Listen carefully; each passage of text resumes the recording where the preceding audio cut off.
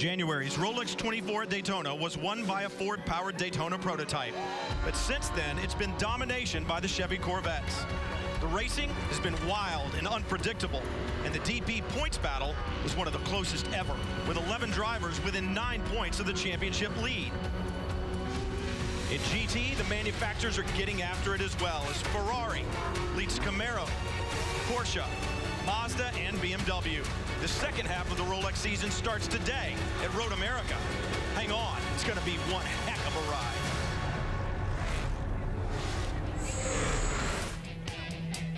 Welcome to Speed's coverage of Round 7 of the 2012 Rolex Sports Car Series from Road America in Elkhart Lake, Wisconsin. The weather is absolutely beautiful. Chamber of Commerce weather, and the crowd has turned out in droves, expecting to see a great race. I do not think they will be disappointed at all. It's the Rolex 250, driven by VisitFlorida.com.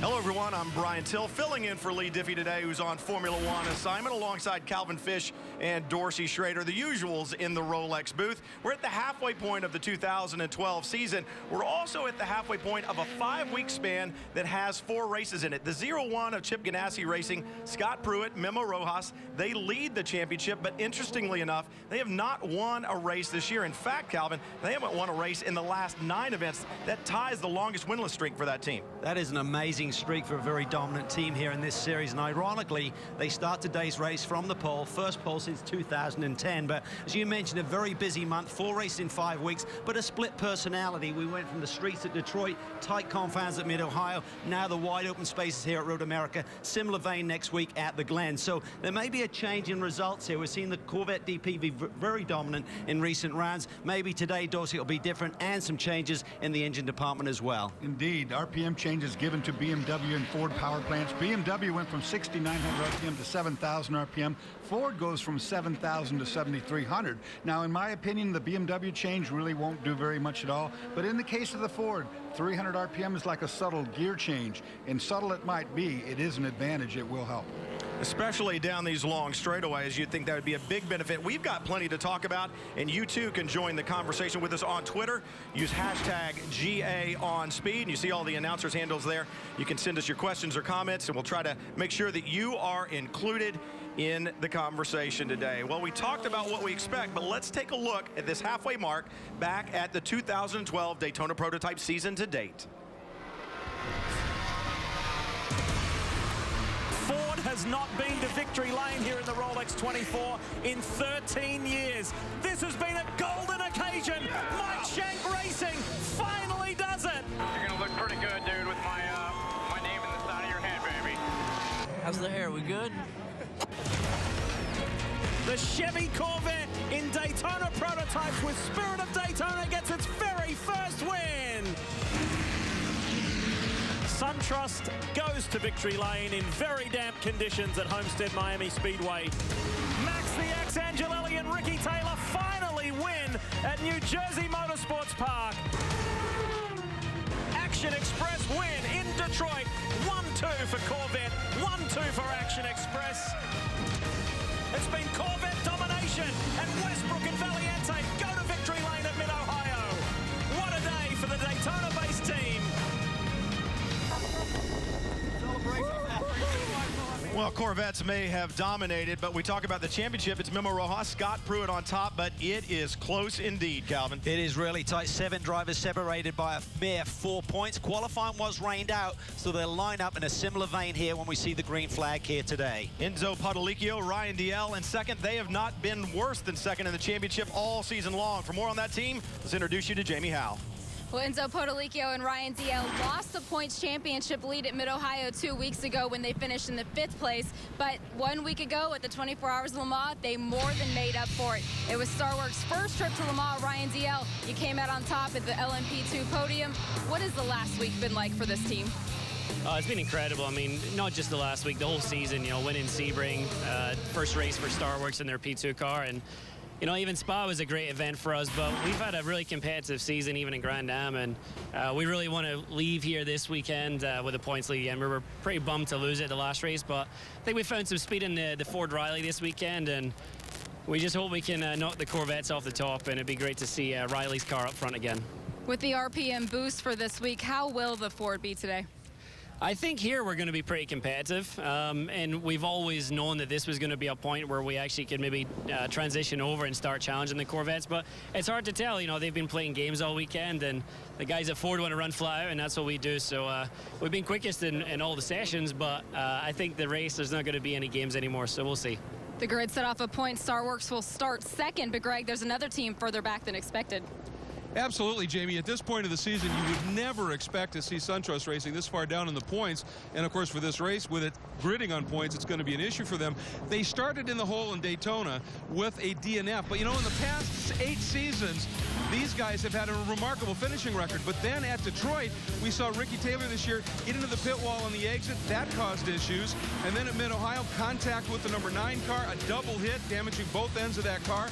Ended up with 2 straight DNFs. And Ricky Taylor, the previous 8 seasons, you guys had an amazing finishing record, over 92%, 76% on the lead lap. This year, you're at 50%. You dug yourself out of that points hole, but after these last 2 races, it's got to start over again. Yeah, I mean, it was a great fight back, and I felt terrible after Detroit. I really, I let the team down, and we had a potential race-winning car, which in this championship is really, few and far between. And then Mid-Ohio was unfortunate as well. Coming here today, I think we'll be chasing the Fords and BMWs. They've been really quick down the straights, so I think we'll have a tough day to find some points today. But I also like to say hi to my dad at home. Hope you're feeling better. I was going to say, you weren't trying to change the luck up by leaving Dad at home, were you? I don't think so. I think having Dad here would help us a lot. But first race in 22 years, he hasn't been here, and I'm sure he wants to be here. But hope you're feeling better, Dad. Yeah, feeling a little rough after the return from France. Brian? Well, we've talked Daytona prototype. When we come back, we'll be talking GT. But if you want to know what's in store today, all you have to do is look back to the Grand Am Rolex Series here last year.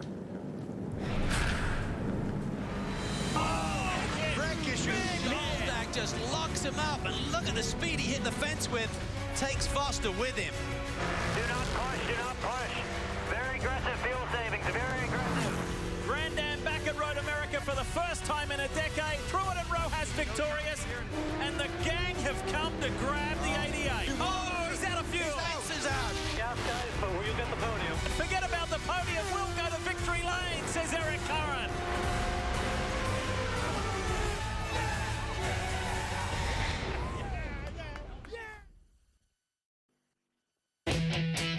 Speed's coverage of the Grand Am Rolex Sports Car Series is presented on Speed by Rolex. Brought to you in part by Subaru. Experience the confidence of symmetrical all-wheel drive. And by Continental Tire. Innovative technology, driving confidence. Back at Road America, we talk about what an iconic racetrack this is. Dorsey, use a little Google Earth to take us around. Well, where is Elkhart Lake? It's in the great state of Wisconsin. It's not hard to find from space because the size of this place is huge. 4.048 miles long with 14 turns. It's known as a high-speed racetrack, and it's unique because it has 3 straightaways, not 1. All 3 straightaways, the cars achieve over 170 miles per hour. It's very wide for passing. We'll see some great racing today. It's long, it's fast, it's challenging. That's what makes it such a great racetrack. We've talked about the Daytona prototypes. Let's take a look at the GT season to date.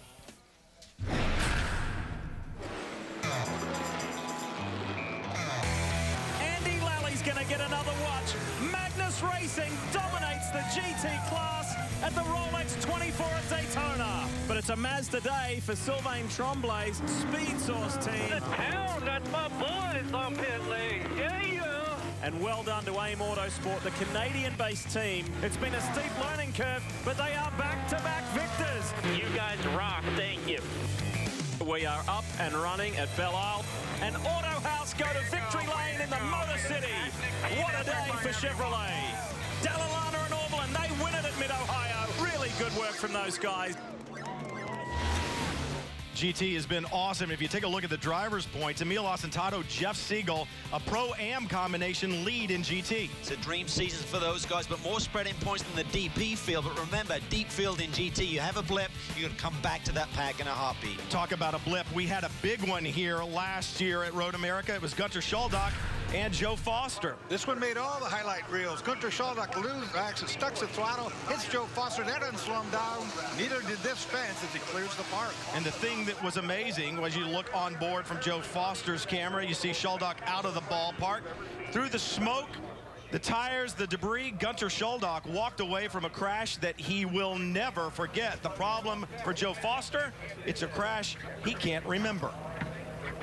There's a real risk involved in motor racing. Joe Foster, you certainly know that better than anybody else. Returning 1 year later, I know you don't remember the incident, but what has it been like to come back to Road America? Well, I think it's been a great week, actually. This is Patrick's first time here in the VisitFlorida.com Mazda, and really we've been focused on getting him up to speed. And it's been a little strange for me because I don't remember last year, but we've had great weather, and then the car's been good. And so, as always, we just move on and take on the next challenge. So everything's fine, honestly. I guess ignorance is bliss. So I'm glad maybe I don't remember anything. But we're having a great time, and Patrick's really adapting well to the track. Well, Patrick is making his first trip here to Road America. Greg, others are defending winners. Well, you guys are kind of alluding to the ups and downs in racing, and the ultimate up is always a win, and that's what the 31 Whelen Corvette got last year. A great late pass on the number 42 Mazda heading down into Canada Corner. Eric Kern bringing it home across the checkers, and the crew, of course, absolutely ecstatic. That's what they work so hard for, to see the wins. It truly is a team effort. Eric, you guys had that great win last year. You got John Heinrichsey, the Corvette gun back, who knows this track so well, just like last year. But when you look at the practice time so far this weekend, haven't seen pace. Yeah, we really haven't been that quick, but to be honest, we were kind of doing some long distance runs with some older tires, so we never did a true kind of sticker qualifying run in practice. So, you know, I think we had a little more speed than we showed in practice, I think you'll see, but we weren't really that far off, and the big thing is consistency over a long run and trying to figure out where our fuel mileage is going to be in this race. And some guys are doing one-stop strategies, I think, and we got to be on a two-stop. So, you know, we're just trying to figure it all out, but John Heinrichsey will do a great job for us, and we'd like to be on the top step like we were last year.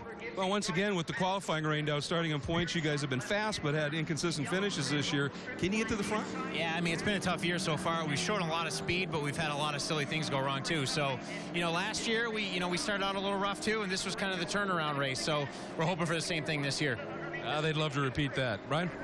You take a look at the Subaru starting grid in the hat at the top of the screen, and Greg alluded to it. We will start based on team points today, as qualifying was rained out. We had a big thunderstorm come through yesterday. Qualifying rained out. They will start on team points. We've got great shots for you from around Road America, but also from in the cars. The number 10 Corvette from SunTrust, the number 60 Ford Riley Daytona prototype from Michael Shake Racing, the 40 from Dempsey Racing, the Mazda RX-8, and your championship leading GT contenders, the number 69 from AIM, that Ferrari 458. If you're going to win here, you've got to have the Continental tires, keys to the race, Calvin.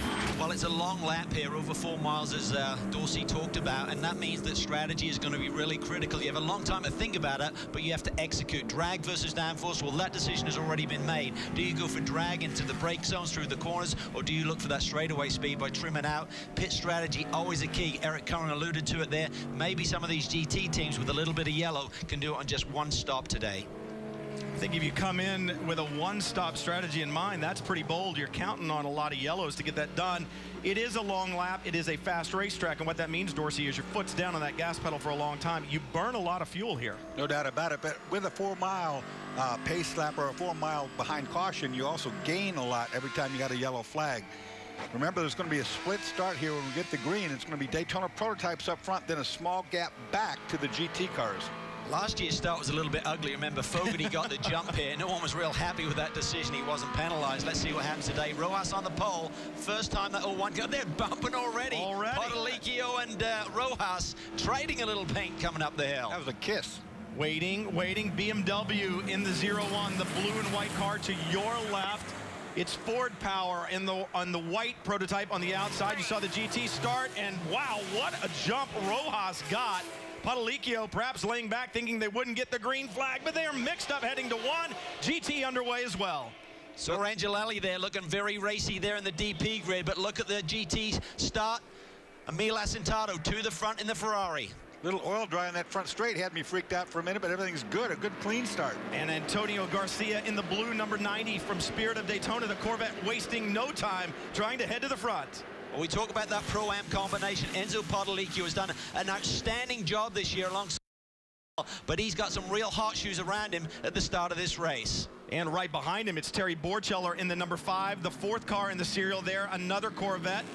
At this point, the tire pressures aren't all the way up yet. The cars aren't up to the right height. They're probably a little bottoming going on, as this racetrack has got some bumps in it over the years. And Max Angelelli has some bumps in him as well. You rode on board with the number 10 SunTrust. Now back to GT. The 70 Mazda, Sylvain Tremblay, up inside that Camaro from Stevenson Autosports, takes the position away. Those Mazdas very quick here this weekend. They have looked very impressive. The Camaros have looked really good over the curves and through the corners, but they're saying we're down on straightaway speed. Obviously here at Road America, it'll be the same thing next week at Watkins Glen.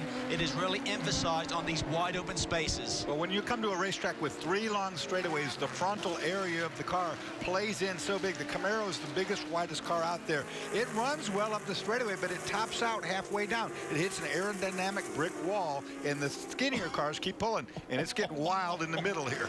See some dust flying there coming through the carousel, but what a job by Emil Asentado. Look at this man, a Pro-Am driver, a big-time businessman, and he is leading this GT field on the opening lap here at Road America.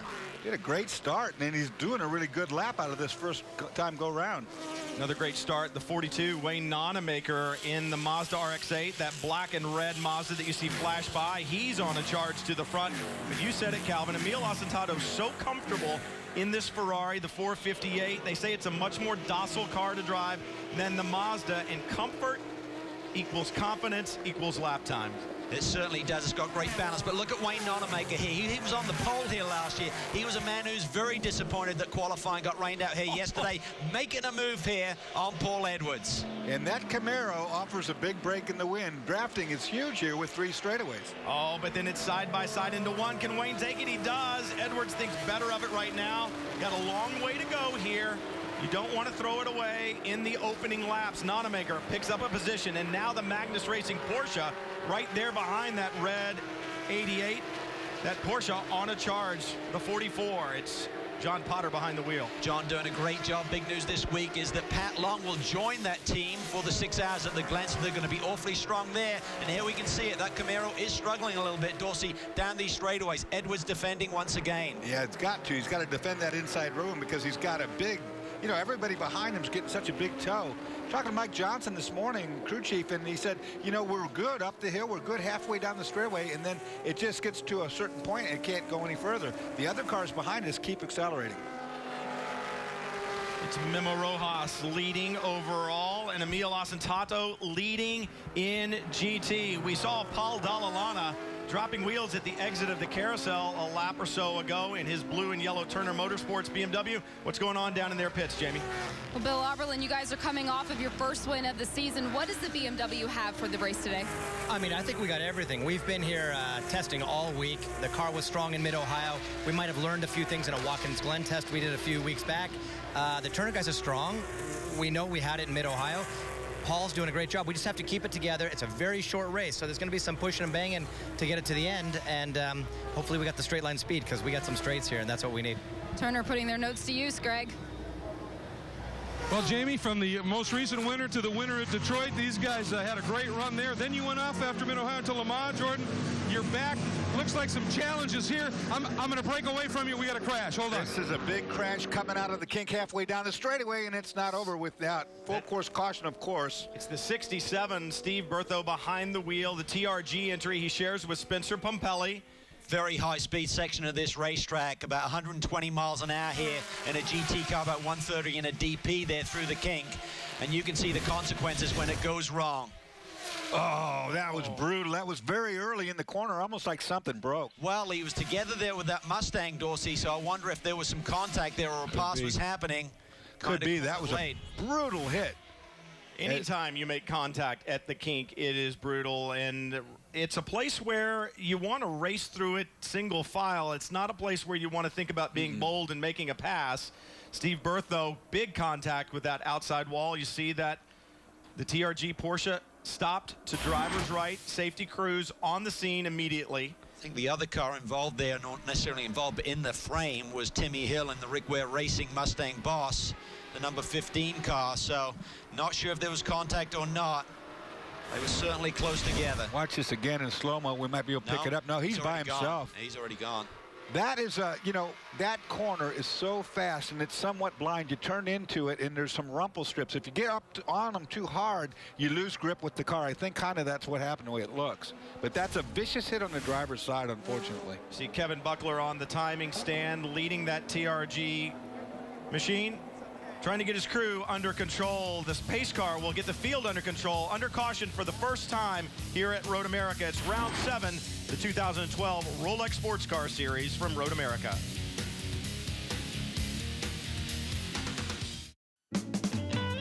Road racing has been a part of Elkhart Lake since 1950. Some great names. Carroll Shelby won at Road America once they built the track in '56. Mario Andretti, a winner here as well. Bruce McLaren, Denny Hulme, '69 in their McLaren. Look at David Hobbs there, and look at David Hobbs right there. There's a look at Carroll Shelby receiving the Harley Earl Trophy from Harley Earl in 1956. Looks like great history from here. Hey, later today, Barrett-Jackson, Orange County continues live on Speed. See the finest classics, exotics, muscle cars, the hot rods, and the most incredible collectibles on the planet. All in one place, all up for grabs. Watch the auction live and build your dream collection. Barrett-Jackson, Orange County begins today, 5 p.m. Eastern, only on Speed. Medical and safety workers there at the scene of the accident at the kink. It was the '67 TRG Porsche of Steve Bertho with the big hit there. Now take a look. This is before the kink. It's going to be an onboard from one of the other competitors in the series.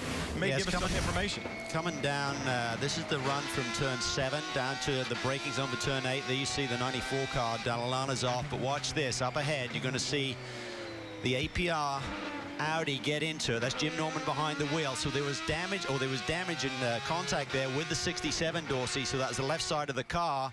And then we look at the impact there. It's just along for the ride. I have to feel that one of those tires was cut down, some damage to the suspension that forced Steve wide through the kink. Yeah, I agree. You know, the car never turned. It started into the corner but never executed, and it made a huge impact driver's side on that guardrail. Let's get down to Greg Kramer, who's at TRG. Yeah, standing by with Kevin Buckler, just watching those replays. And Kevin, obviously, early contact ultimately caused that. Yeah, we were watching it just now, and you can see what clearly happened. I heard Steve on the radio say an idiot ran into him, and indeed that's what happened. The 51 car driver missed his brake zone, pushed into Steve, probably flattened his left tires. Steve has no idea. He's going through the kink, has no grip, loses the car.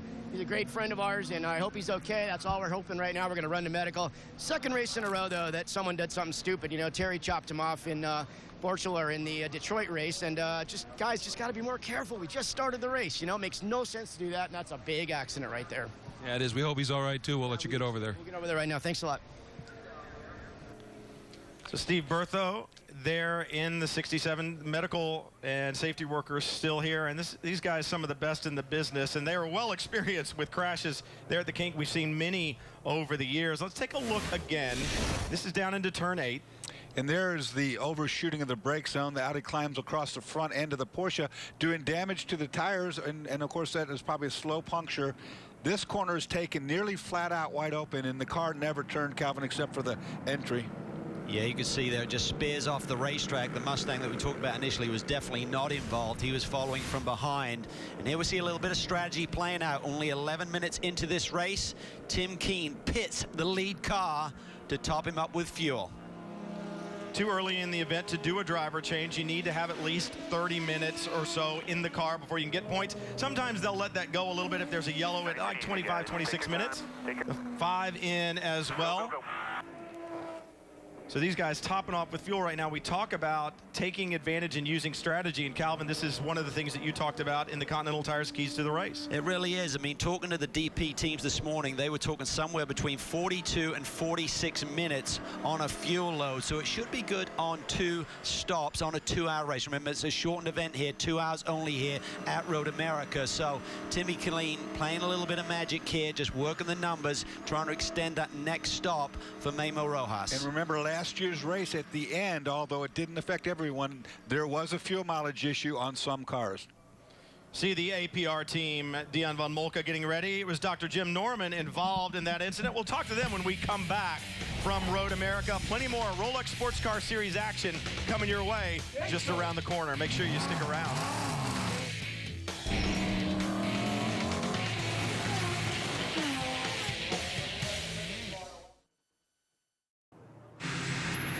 one iconic sports car course to the next. The next round of the Rolex Sports Car Series from Watkins Glen, the legendary 6 hours of the Glen, and we're heading into the championship chase. Dreams, they could go up in smoke literally at a place like Watkins Glen. The battle's going to be intense. It's going to be a good one, and we're going to bring it to you live July 1st, 11 a.m. Eastern, right here on Speed. Some news and notes from this past week. APR will be running 2 Audi R8s at Watkins Glen. Patrick Long joining Potter and Lally in the number 44 in their GT entry, and Michael Valiente joining Ryan Dial and Enzo Potolicchio in that number 8 Daytona prototype. Yeah, it looks like Michael's going to join that group, having just come off the win at Mid-Ohio, of course, with the Spirit of Daytona group, and he'll be back in the 90 car at Montreal as well. We just finished the 24 Hours of Le Mans last weekend, and some notables in the Rolex Sports Car Series having some notable results there. Look at Ryan Dial, Enzo Potolicchio, that Star Wars team won in the LMP2 category. Corvettes didn't do as well as everyone anticipated. 5th and 6th in class. Saw Nick Johnson there and Tracy Crone having a nice podium run, their 3rd in their career at Le Mans. The APR Audi R8 on pit road. Yeah, they're taking this opportunity, since this is under caution, to really take a look at everything on the right side of the car. The major damage that I see is just really cosmetic. You can see where the crew member was just in there on that air scoop area leading into the engine bay. But now they're spending some time on that right front. Obviously, Norman was a little concerned about something he felt, but now they've dropped him down, gave him the thumbs up. They put a little bit of tape on that area there, and now they're going to send him out. And it was a smart thing to do. They were near the back anyway, obviously, so take this opportunity under caution, run it. We've got Dion Van Molke right here. What did he say about the incident back there with the 67 Porsche? Yeah, I took the radio off. He sounded like it was just a bit of a racing incident. I think he tried to get underneath the TRG car, and it might not have seen him there. But it sounds like the car is a little bit off steering, but we'll be all right. Our guys did a great job here to make sure the car looks good. Audi supplied us a great car, and I think we'll be able to come back from this, and it's strong, and I think we'll be able to keep racing. All right, well, obviously, sorry to have the early incident. They're going to battle back. That steering wheel might just be a little bit off plumb. You talk about the second Audi R8 that'll be at the Glen for this team. It is going to be piloted by a couple of really good shoes. Mark Bassing, Frank Stippler, guys that know how to pedal one of those Audis. Let's have another look at this, Dorsey, and Kevin Buckler said it looked like the APR guy got in there a little bit too deep, certainly took it to the inside in a very late move, made contact with Steve Berthaud. Right side of the Audi to the left side of the Porsche, and here we see the consequences. I would think that that left front was down when Steve tried to turn into the kink there. No question about it. I mean, there was no turn in that car at all, just straight to the wall. Still under caution. Crew still working to clean up the incident site there at the kink. It's round 7 of the Rolex Sports Car Series from Road America, Elkhart Lake, Wisconsin. We'll take a quick break, and we'll be back to Road America. The Chevrolet Corvette Grand Sport is a perfect combination of outright performance and efficiency. From its aerodynamically tuned body, the front splitter holds the front end down at high speed. As you go down the side, you see massive brake ducts to feed cold air to these huge brakes. Of course, a larger fender flare was needed to put in the big tire and wheel package, which gives this Corvette awesome stick. I'm here with Corvette Daytona prototype driver Ricky Taylor, who's already won 2 races this year, Miami and in New Jersey. Enough talk about this thing. Show me what this beast will do. Oh, wow. Got some torque. Yeah, it does. I mean, the first thing you pick up is, the massive torque. It told me 0 to 60 in only 3.9 seconds. Wow. 1G of acceleration, that's pretty impressive. That's fast. All right, let's see what the old man can do around here. Let's see. Oh, there's 0 to 60 right there. That is 0 to 60. All right, 75. What kind of things have you seen that your race car transitions over to the street car that they can put on the street application? I mean, it's been amazing this year. I mean, they really use a lot of crossover louvers. I mean, the exit ducts out of the wheel wells. It's pretty amazing. And we're learning from the street side as well. I think these guys are going to want to stop, but I don't feel like stopping. No. Let's see what. Unless you want me to take over, I'm happy. Learn more about Corvette at Chevrolet.com or join the legions of Corvette fans at Facebook.com/Corvette. You can learn about Corvette, and you can learn about all kinds of information that's on Speed if you'll just download the free Speed app for your phone. Keep Speed at your fingertips and fuel your racing passion with Speed on your phone. Get the latest race results, news, photos, exclusive videos. Download the app from iTunes or on the Android market now. Dorsey got to drive that Corvette a lot faster than I did when I was driving it around in Detroit. And there's the 67 on the flatbed. So they have moved it away from the crash scene, and they have cleaned up the mess a little bit.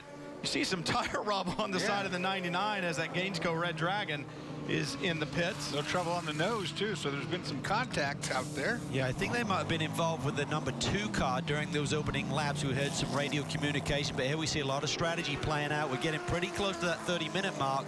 When the race steward can make that call, you are good for points. So if you top up now and you come in at 30 minutes, you'll be a little bit quicker getting out of the pits. A lot of stories taking place on pit road and cards being dealt, should we say, Jamie? One car that has not come into the pits for fuel only is Magnus Racing. Andy, I know you've been happy with the car all week long. What is it about this track that suits the Porsche?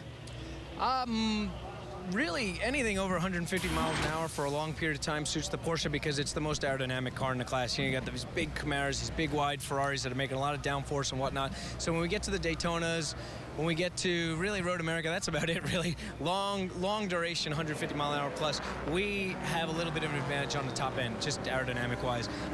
Whereas a lot of other aspects of this track, though, lends itself to each one of these manufacturers. The Mazda is going to be really good for the duration because they're light. The BMWs and the Camaros, the tube-frame cars, are going to be really good putting power down over these bumps. The Ferraris, really good a lot of places, but everywhere except for the very top end. And then we've got the very top end covered. So I think in that regard, we're in decent shape here. I see a little bit of a front coming in here, so it might even get a little wet on us. I want to say I hope Steve's doing okay out there. Obviously, that was a big hit. And also my buddy Mark from yesterday, wishing him well and thinking of everybody that's not feeling so good right now. So, but we've got a pretty exciting day ahead of us. We're going to wait until after the 30-minute mark instead of doing all these pit stops, and we'll get rolling here. All right, thanks, Andy. Greg? Standing by with Jordan Taylor. And Jordan, we started this other segment off with a look at your brother getting a ride around this track with Dorsey in one of the stock Corvettes, but you drove a Corvette, a week ago. It's probably a more fun ride even than that. Yeah, for sure. Le Mans was a great experience. It was a long week, a tough week, but I learned a lot throughout the week with Corvette racing and came on with a top 5 finish, which was nice to get through my first Le Mans without any mistakes and come here to Road America with Auto Haas and the Camaro and try to get some more points for this championship. Had a great run at Detroit as well with the win. Going to be a little tougher here, I would think. Yeah, Detroit definitely suited our Camaro a bit more. We come here to the Road America, and I think you can see it on the TV from the start. Just we don't have that straight line speed that all the other cars do, but we'll keep fighting. This long yellow is going to change things up, so we'll work the strategy and be there at the end. All right, they can push it later on, obviously. Let's get back up. We're heading to the green. Andy Lally talked about Mark. He meant Mark Pombo, his teammate in the Continental Tire Series in the sister car that he runs with Nick Johnson. Big crash yesterday. Good to hear that Mark is doing okay. Perhaps being released from the hospital today as we're ready to go back to green. And there it is. It's the 90, Antonio Garcia leading Enzo Potolicchio in that Ford-powered Riley right behind. But look at the 10. Max Angelelli in the white and orange SunTrust Corvette wants a piece of it as well. Here we see Rojas starting to come back through the pack. 4 of the 10 DP cars did pit for fuel, working that strategy magic, so they've got to work their way back to the front. The top 6 cars have not stopped. On board, the number 60 from Mike Shank Racing, John Pugh being shown in 8th. Ford power in that Riley as well, and it served them good at the Rolex 24. It did everything it needed to do. It was fast, it was efficient, and it brought him the victory. Right now, it's Antonio Garcia and his Corvette out in front. Look at this. The number 2 Starworks entry, another Ford, tries to slide inside the 9. Woo! That was cool, but that was close. That was a slide for life there by Alex Popov down on the inside of turn 5, Dorsey. Yeah, that was a good save. Both cars got side-to-side slam there. I don't think it hurt anything, but I tell you, that's the kind of racing we've been seeing here for the last couple days. Tell you what, Peter Barron's pair of Pro-Am drivers, Alex and Enzo, will continue to impress this year. I'll tell you one thing is significant. The 99 car made that strategy call. They didn't get back with the DP pack. They're buried in the GT field right now. A lot of work to do. Darren Law in the 9 not going to be happy with that move down in turn 5. He'll have to fight his way back. There is the 5 car, the sister car with David Donahue on board, trying to work his way up, right behind John Pugh in that blue and white number 60. But it's Antonio Garcia, winners the last time out at Mid-Ohio when it was Richard Westbrook and Michael Valiente behind the wheel of the 90 that took the victory there. There's David Donahue trying to work on John Pugh through Canada corner. When you have an incident like that and you have a side-to-side slam or skirmish, whatever you want to call it, the next few corners you need to really start feeling the car out to see if you do have a puncture like we saw Steve Berthoud had. You know, it's pretty common. That's the damage that usually is done when you hit a side-to-side hit, is a tire damage. So you got to check that out and hold back a little bit. Good to see Antonio Garcia back. He was on Corvette Le Mans duty with a test over there, so he missed Detroit and he missed Mid-Ohio, so now he's going to be back with Richard Westbrook, all bar Montreal, for the rest of the year. And Ollie Gavin will join the 90 squad for the 6-hour race next week. But look at this. Angelelli, Max the Axe. He's got his boss at home, Wayne Taylor. Hasn't missed a race for 22 years. And look at this. This is the 99 car. This is Fogarty trying to weave his way back through the GT field, who are battling it out at the front. That's what I was talking about before. You were talking about, Calvin, how he's going to really have a hard way to go. These GT cars are having their own fight. There's not a lot of room to get in there and mix with them. It's the battle for the lead in GT. It's the 70 Sylvain Tremblay in the black Mazda that leads John Edwards in the 57 Chevy Camaro, and then right behind them, Wayne Nonemaker in another Mazda, the white, black, and red Mazda. Watch fourth car in the line. Watch him come, Brian. He's going to make a move here. He's got a bit more straightaway speed. We've documented it already with the 57, the Camaro. It just has to push that air down these straightaways. That little Mazda is fast, and Wayne loves this racetrack. Coming off the pole here last year in a second-place finish, ironically, with the guy right in front of him, John Edwards, is his teammate. And Wayne Nonemaker, another one of those Pro-Am drivers that needs to get some credit, because sometimes a little bit overshadowed by Dane Cameron, what he does. But Wayne, I can tell you, is one heck of a driver. And you can see it right now, battling with John Edwards right in front, not letting Edwards get away. You got to give credit to Nonemaker. One concern they have, what really bit them at Mid-Ohio, remember Dane Cameron went to the front there. He led that race. In the pit stop, it's taken them a long time to get that Mazda refueled. Here's a replay here. Max Angelelli down to the inside of Enzo Podolicchio and take second spot away. Can Enzo respond on the exit? Nope, not that time he can't. Here's on board what it looks like. Max the Axe doing where he got his nickname for him, this demonic brake zone. Gets down inside on turn 5 and launches. Chevy power in that Corvette versus the Ford power in the Riley of Podolicchio. And now, once Angelelli has gotten past, beginning to set sail, the next car behind Podolicchio, his teammate now, Alex Popov in the number 2. And then the 01, Memo Rojas, they stop for fuel. He's trying to work his way back up to the front. Big talk in the paddock this weekend is the extra RPM that both the Ford and the BMW have received, Dorsey. But looking at that run between 3 and 5 with Angelelli in the Corvette and Podolicchio, didn't look like there was a big difference there in terms of the Ford power. And it's been what I've been looking for, too. I've been trying to get a good assessment down these long straightaways to see if there is much difference. It's hard to say. Oh, and look at John Edwards trying to make the move. Not going to happen in turn 1. Tremblay maintaining the position. Whoa! Oh, a little slide there. We saw the 01 car. The other big talk in the paddock is a 02 car for the race at Indianapolis. Ganassi with another entry in Daytona prototypes. Yeah, that's going to be big news. We've got an Indy 500 winner, Juan Pablo Montoya, and the Brickyard winner, Jamie McMurray, paired up there. That's going to be exciting to see those two boys back. Watch Jamie McMurray in his qualifying run yesterday at Sonoma, and I'll tell you what, he can drive a road race car. He's going to be good in that car, that combination. So can these two guys. Sylvain Tremblay holding down the point. John Edwards doing everything he can to get that Camaro past the Mazda RX-8 in front. Nothing doing right now. It's Antonio Garcia leading round 7 of the Rolex Sports Car Series from Road America. We'll be back with more right after this.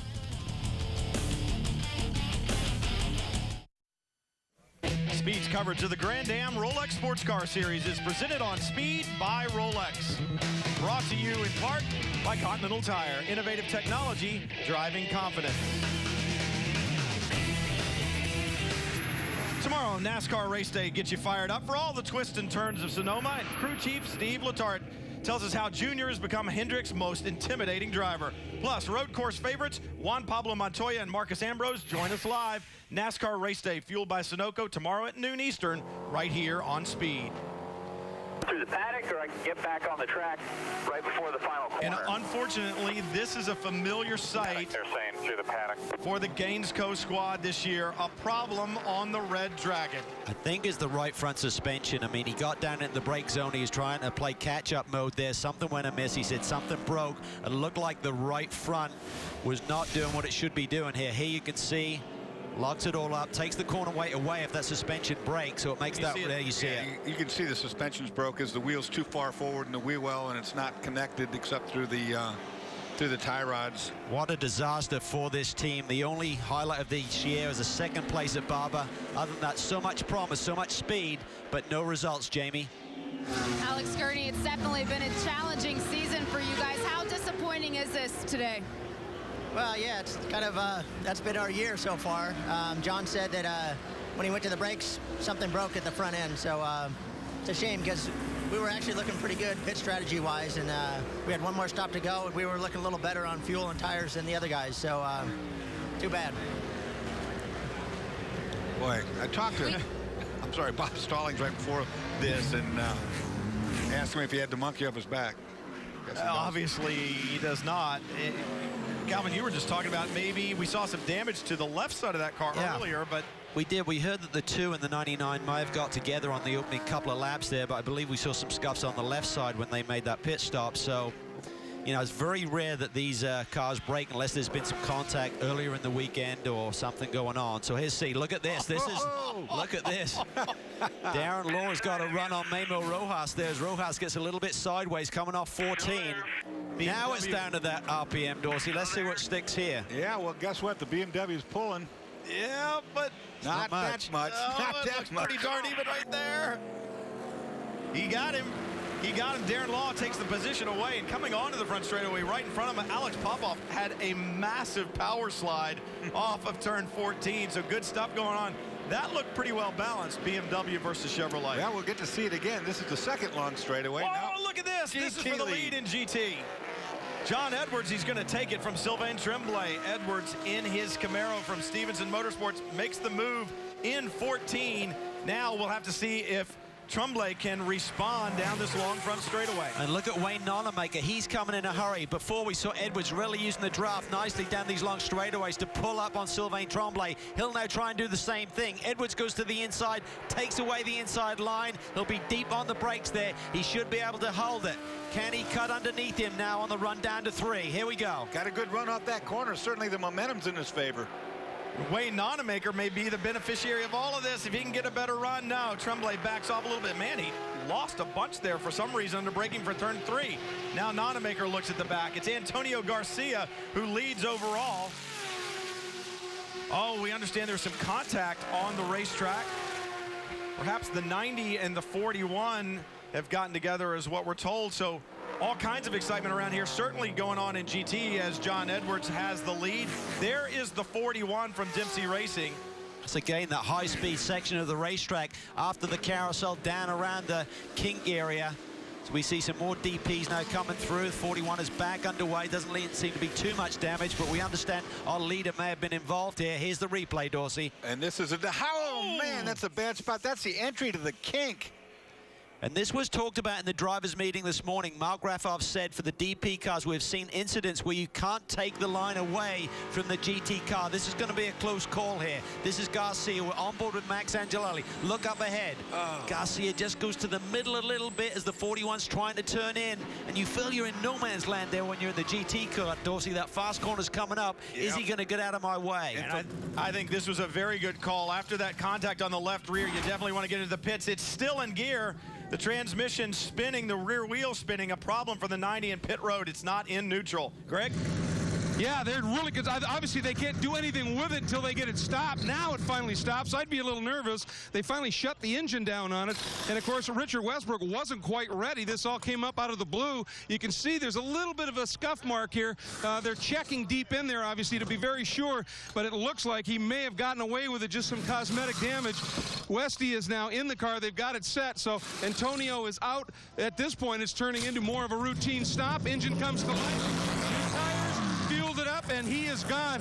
But this caught this team obviously by surprise, and Westbrook just able to get kitted up and in the car. I think the problem there was Garcia left it in gear and he disconnected his radio, so the team is trying to scream to him. Westy's not in the car. He's not sure what's going on. So that was the delay in getting that rear wheel stopping from spinning. Scary moment because the left rear wheel, number one, was bent. So it's been hit on that corner. The wheelman put his hands on the tire to try to pull it off, and the thing was in gear. And his hands, he just got him out from the arches in time. If you had gotten your fingers inside that wheel, easy to have some serious damage to your fingers if they stay inside that wheel and it gets around to the brakes, to the calipers. Take a look at this again. Watch this. See the center line there of the racetrack. Garcia comes over just a little bit to set himself up. Hadn't cleared the 41.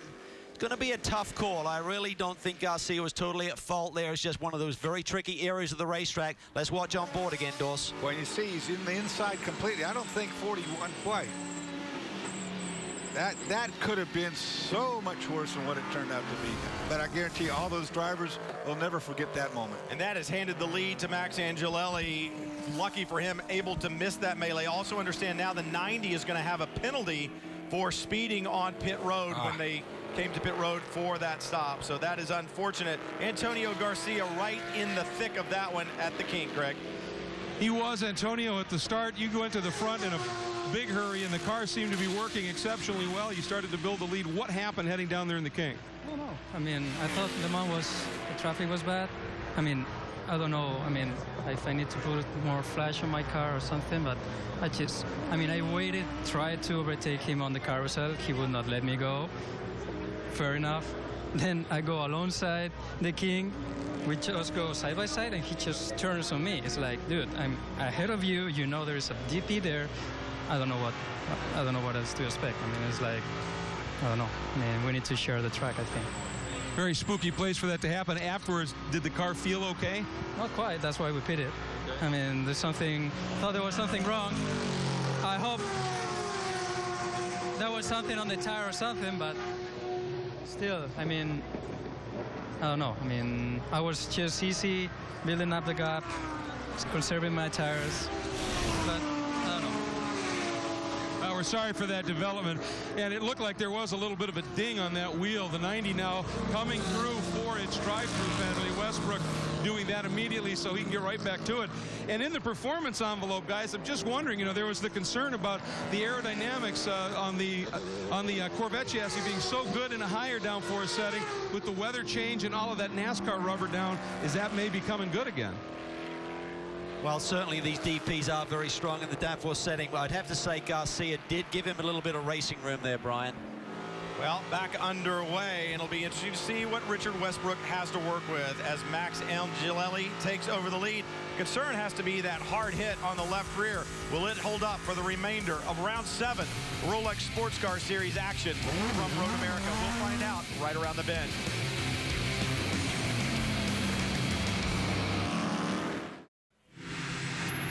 Get ready for a little Thursday Night Thunder on Speed as big-time horsepower comes to Kentucky as the world's toughest truckers do battle in the Bluegrass State. Don't miss the NASCAR Camping World Truck Series Thursday night at 7:30 Eastern live on Speed.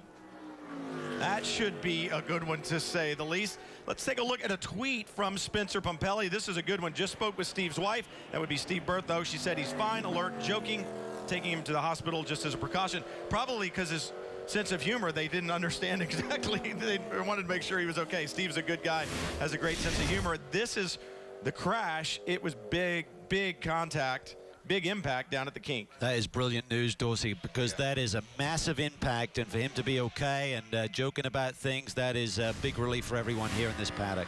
No question about that. And of course, he's joking with his wife because he doesn't want to tell her how much that money was just spent there. Well, we also just saw the 90 come back on the pit road. Richard Westbrook behind the wheel of the Corvette from Spirit of Daytona. Damage to that left rear, could be a toe link, could be bent. And look at this, good battle here, the number 5. Oh, that was late. Nice move, though. Can he hang on to it? No, he was in over his head, got in too deep, got out wide. John Pugh battling back. Dorsey doing a nice job. Did a good crossover, Calvin, no doubt about it. Now it's not over with yet. We're going to try it up here. Now you're going to have Ford horsepower versus Chevy Corvette down the front straightaway. Donahue in the white and silver Corvette. Pugh in that blue and white Ford down the long front straightaway. David had a better run off the corner, but look here. Ooh, stretching it there. Yeah, wow. Of course, we don't know what downforce setup these guys are running. True. Could be trimmed out a little bit more in the 60.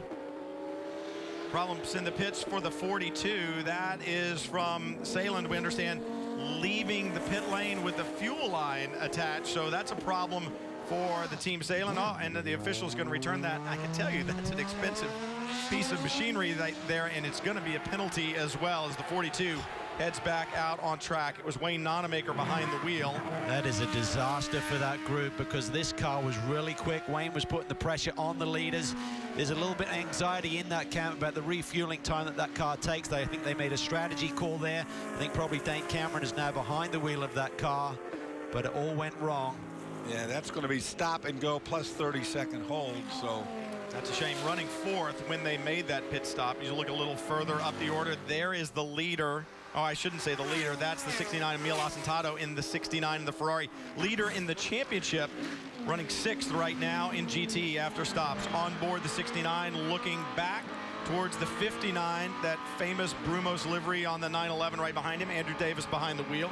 Another one of the drivers very disappointed they didn't get to run qualifying session because they're a little bit behind in the points. He said, we've had a disastrous weekend. We had a stuck throttle on the opening day of practice. We had a steering rack issue. So we're really scrambling with that Brumos Porsche. This is the defending champions, of course, and haven't had a brilliant season to date. I like that roof camera on the Ferrari. It's right at belly button height. Oh, not for you guys, but, you know. Easy. Careful there, Stretch. Prototypes now working through. You see the 70, Colin Brown behind the wheel of the 7. Good to see him back in a prototype. We've seen him a couple of times this year, running here with Starworks. Sharing the car with Scott Mayer. They're going to be running the 6 hours at the Glen as well. Here's our leader, Max Angelelli. I'm sure this is making Wayne Taylor smile at home. It's been a trouble-free run for the 10 cars so far. That's exactly what they need to get back in this championship battle. Well, remember, after the Rolex 24, where they only ran for 30 minutes of the 24 hours, they were in a deep hole. They clawed themselves back up, and then the problems of the last 2 races as of late. So good news for Max Angelelli. Let's head down to the pits and Greg. Yeah, finally they were able to find out the issue on the number 90 Spirit of America Daytona. They were everywhere, pulling and torquing on everything. Finally have diagnosed it, the upper left control arm, and that's what they're working on right now, trying to get the nuts undone and get that thing replaced and get them out. But this is going to be a long, costly stop. Now, I saw the dent on the wheel or the bend of the wheel. And when you hit on the side like that, it drives the axle up into the transaxle. Something's got to give in that equation. And in this case, sounds like it could be that upper control arm. You know, we were talking about that in break. It's always a concern. And, of course, the problem is that left side is the side that takes the most load around this Road America circuit. So you definitely want to get it taken care of. It's Max Angelelli leading in Daytona prototypes. About 5.5 to 6 seconds in hand over Memo Rojas. And then John Edwards leading in the GT category. Oh, look at this. This is absolutely killing Rojas there. That is a very critical part of the racetrack with the DPs are way quicker with their downforce than the GT cars through that section. That probably cost him about 1.5 seconds there on the gap to the leader, Max Angelelli. But remember, the 01 has 4 more laps of fuel on board, haven't made that early stop. By being slow at that point, Calvin, being held up like he did, it's exponential. All the way down that straightaway, he's going to be slow, so it's a big segment time loss. Your leader in GT is on pit road, the Chevrolet Camaro of John Edwards into the pits, and that will hand the lead to Sylvan AAA on the racetrack. Jamie? It'll be a full-service pit stop for Stevenson Motorsports. Sean Edwards now at a stop. Robin Liddell will be getting in. He has his seat insert ready. You see Mike Johnson, the team manager. He's the driver assist. He's allowed over the wall as long as he does not do any other work on the car. Helping to get Robin strapped in right now. 4 new Continental tires, fuel. Talking to the team this week, they said they really felt like they were going to have a little bit of their work cut out for him here at Road America. But so far today, they played the strategy well, and they knew that that's what they were going to have to do in order to succeed here with the weight of their car. Very clean stop. He's holding fired up. Robin Liddell takes the Camaro back on track. They've been on the podium the last 4 races in a row. Can they do it here? And can Max Angelelli break the bad luck for SunTrust and win here at Road America? Stay with us. We'll find out when we come back.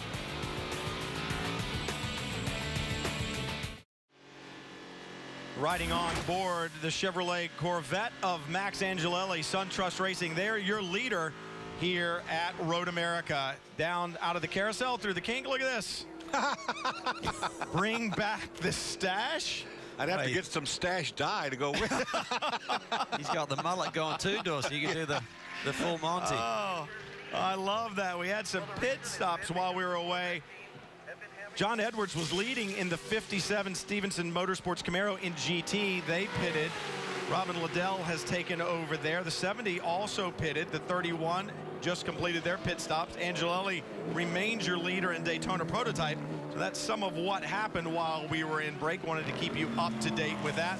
But there's a look at the 70. Well, significantly, these guys are having to start before the halfway point, even with the amount of yellow we've seen. So that means they're not going to be able to do it the rest of the way unless we see a significant amount of yellow in the second half of this race. So most of these GT leaders will be in pit lane once again before the checkered flag this afternoon. Through the kink, Jonathan Bomarito leading in the 70. In the 51, the Audi R8 from APR Motorsports on pit road. Dion von Moltke behind the wheel. They had a good run at Detroit, and I think they're really beginning to get the handle on that car. And we talked about a second car at Watkins Glen, Mark Bassing, Frank Stippler, guys who know how to drive that car. I think it was Bassing who won the 24 Hours of Nürburgring in an R8 recently, and Stippler, a factory driver for Audi. He knows how to make it work. So that'll be good. The more cars you have out on the racetrack, the more data you get, and that'll be good for that team to get some data from guys like that. On board the FXDD AIM Autosport Ferrari, Emil Asentado has taken back over the lead as we scroll through after the pit stop. So we've yet to see them make their stop for Jeff Siegel to get in. But certainly great strategy. I mean, it is a tough call to make when you're leading one of these races to give up that track position and make that pit stop like the AIM Autosport team did and the 01 team did for that matter. You've got to look at the big picture and think about back timing this race. I think that's exactly what they've done. 1 hour and 2 minutes basically to go, an hour, 1 minute and change in the FXDD Ferrari. We saw this moments ago, a Daytona prototype on a GT car in the carousel, and there's just no way to go. Well, you could do it, but it's a low percentage situation. If something goes wrong, you're out of the race. This is where it gets difficult because those DP teams, it's good. Emil sort of backed off a little bit, gave those guys some breathing room, and it allows him to then get the turning point. The problem with the 41 car, it was so late into that turn, Dorsey. I think he thought he was going to run out of room and just got really anxious in terms of turning in and clipping Garcia. You got to weigh the cost over the gain. You know, you really do. On the last lap, you take that chance. In the middle of the race, maybe not so. Remember, Emil Asentado has Nick Longy as his spotter, and I'm sure he's talking him through this scenario when these DP cars are coming up on him. David Donahue in the number 5 Corvette, trying to get a run on John Pugh. The Ford Power Riley in front of him looks to the inside yet again, and Donahue, the frustration, I can almost see it from here. Hang on, David. We got about 5 laps until our window opens. Not sure where he ducked out so early. I'd be right underneath his gearbox as good as I could get it to try and get that draft. He seemed to duck to the right side very early in the straightaway. But you can see there the Ford is certainly strong. Shank Boys has struggled a little bit with the balance on the race car this weekend, Dorsey. Sort of push in, loose off, and John Pugh is really not like the handling. Talked to Osnegra, and he said they're just really having trouble with mechanical grip, not so much in the aero deal. I mean, that was part of it too, but certainly just getting the balance on the car right.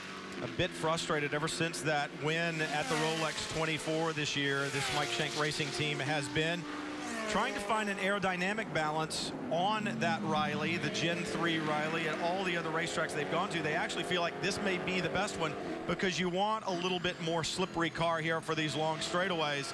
But they've been a bit frustrated. The 300 RPM on that Ford power plant has helped. The weird thing is with Road America, Dorsey, the low-speed corners like turn 3, you're actually in them for quite a bit of time, you know what I mean? So the balance is so critical. It's not like you're in and you squirt off really quickly. You're kind of in the middle of the corner, a little bit longer than some tracks. And so that balance is really critical, and you lose a little bit. It's a long racetrack, a lot of corners. That adds up on the watch. 2 days ago, there was a test here that not everybody partook in, but the cars that were here, it was about a 95-degree day. The racetrack broke up. They came in, they put a sealer in there, and it's sticking pretty good right now. But all of the guys that tested, I'm not sure what they really got out of that data-wise, because we're on a different surface now than what we were were that day. And while David Donahue may be frustrated, he has to keep the championship in mind. Only 2 points off of Memo Rojas and Scott Pruitt. So he's got to think, I can't make a low percentage move and throw this championship away.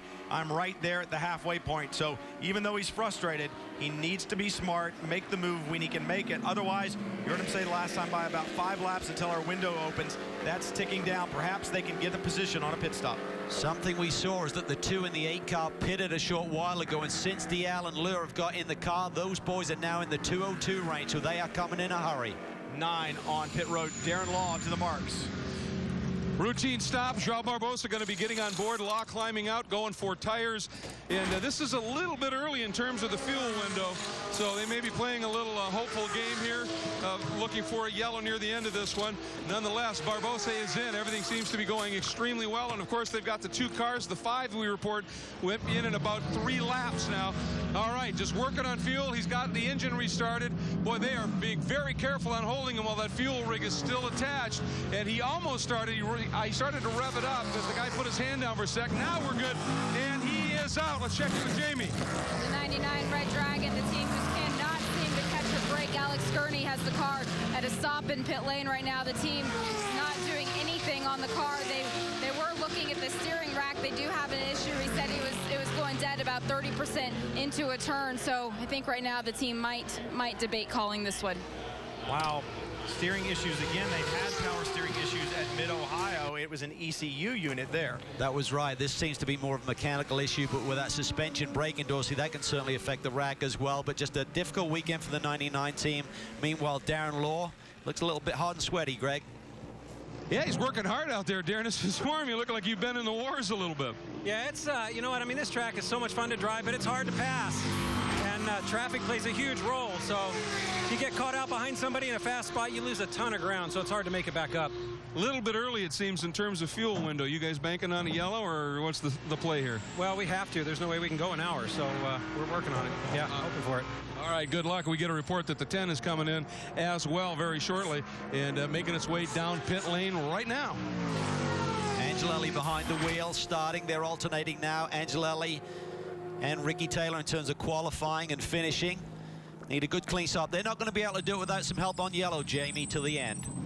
Well, they are on pit road. The driver change underway now. This team, they've had a rough go at it. Back-to-back DNFs right after back-to-back victory. So today they're definitely looking for the strong showing that they've had so far. It's a routine pit stop. Team going to work on the Continental tires. Fuel still going in. See if we can talk to Max Angelelli once he gets that helmet off. Great pit stop. I know Wayne's at home watching. He's going to be rooting these guys on.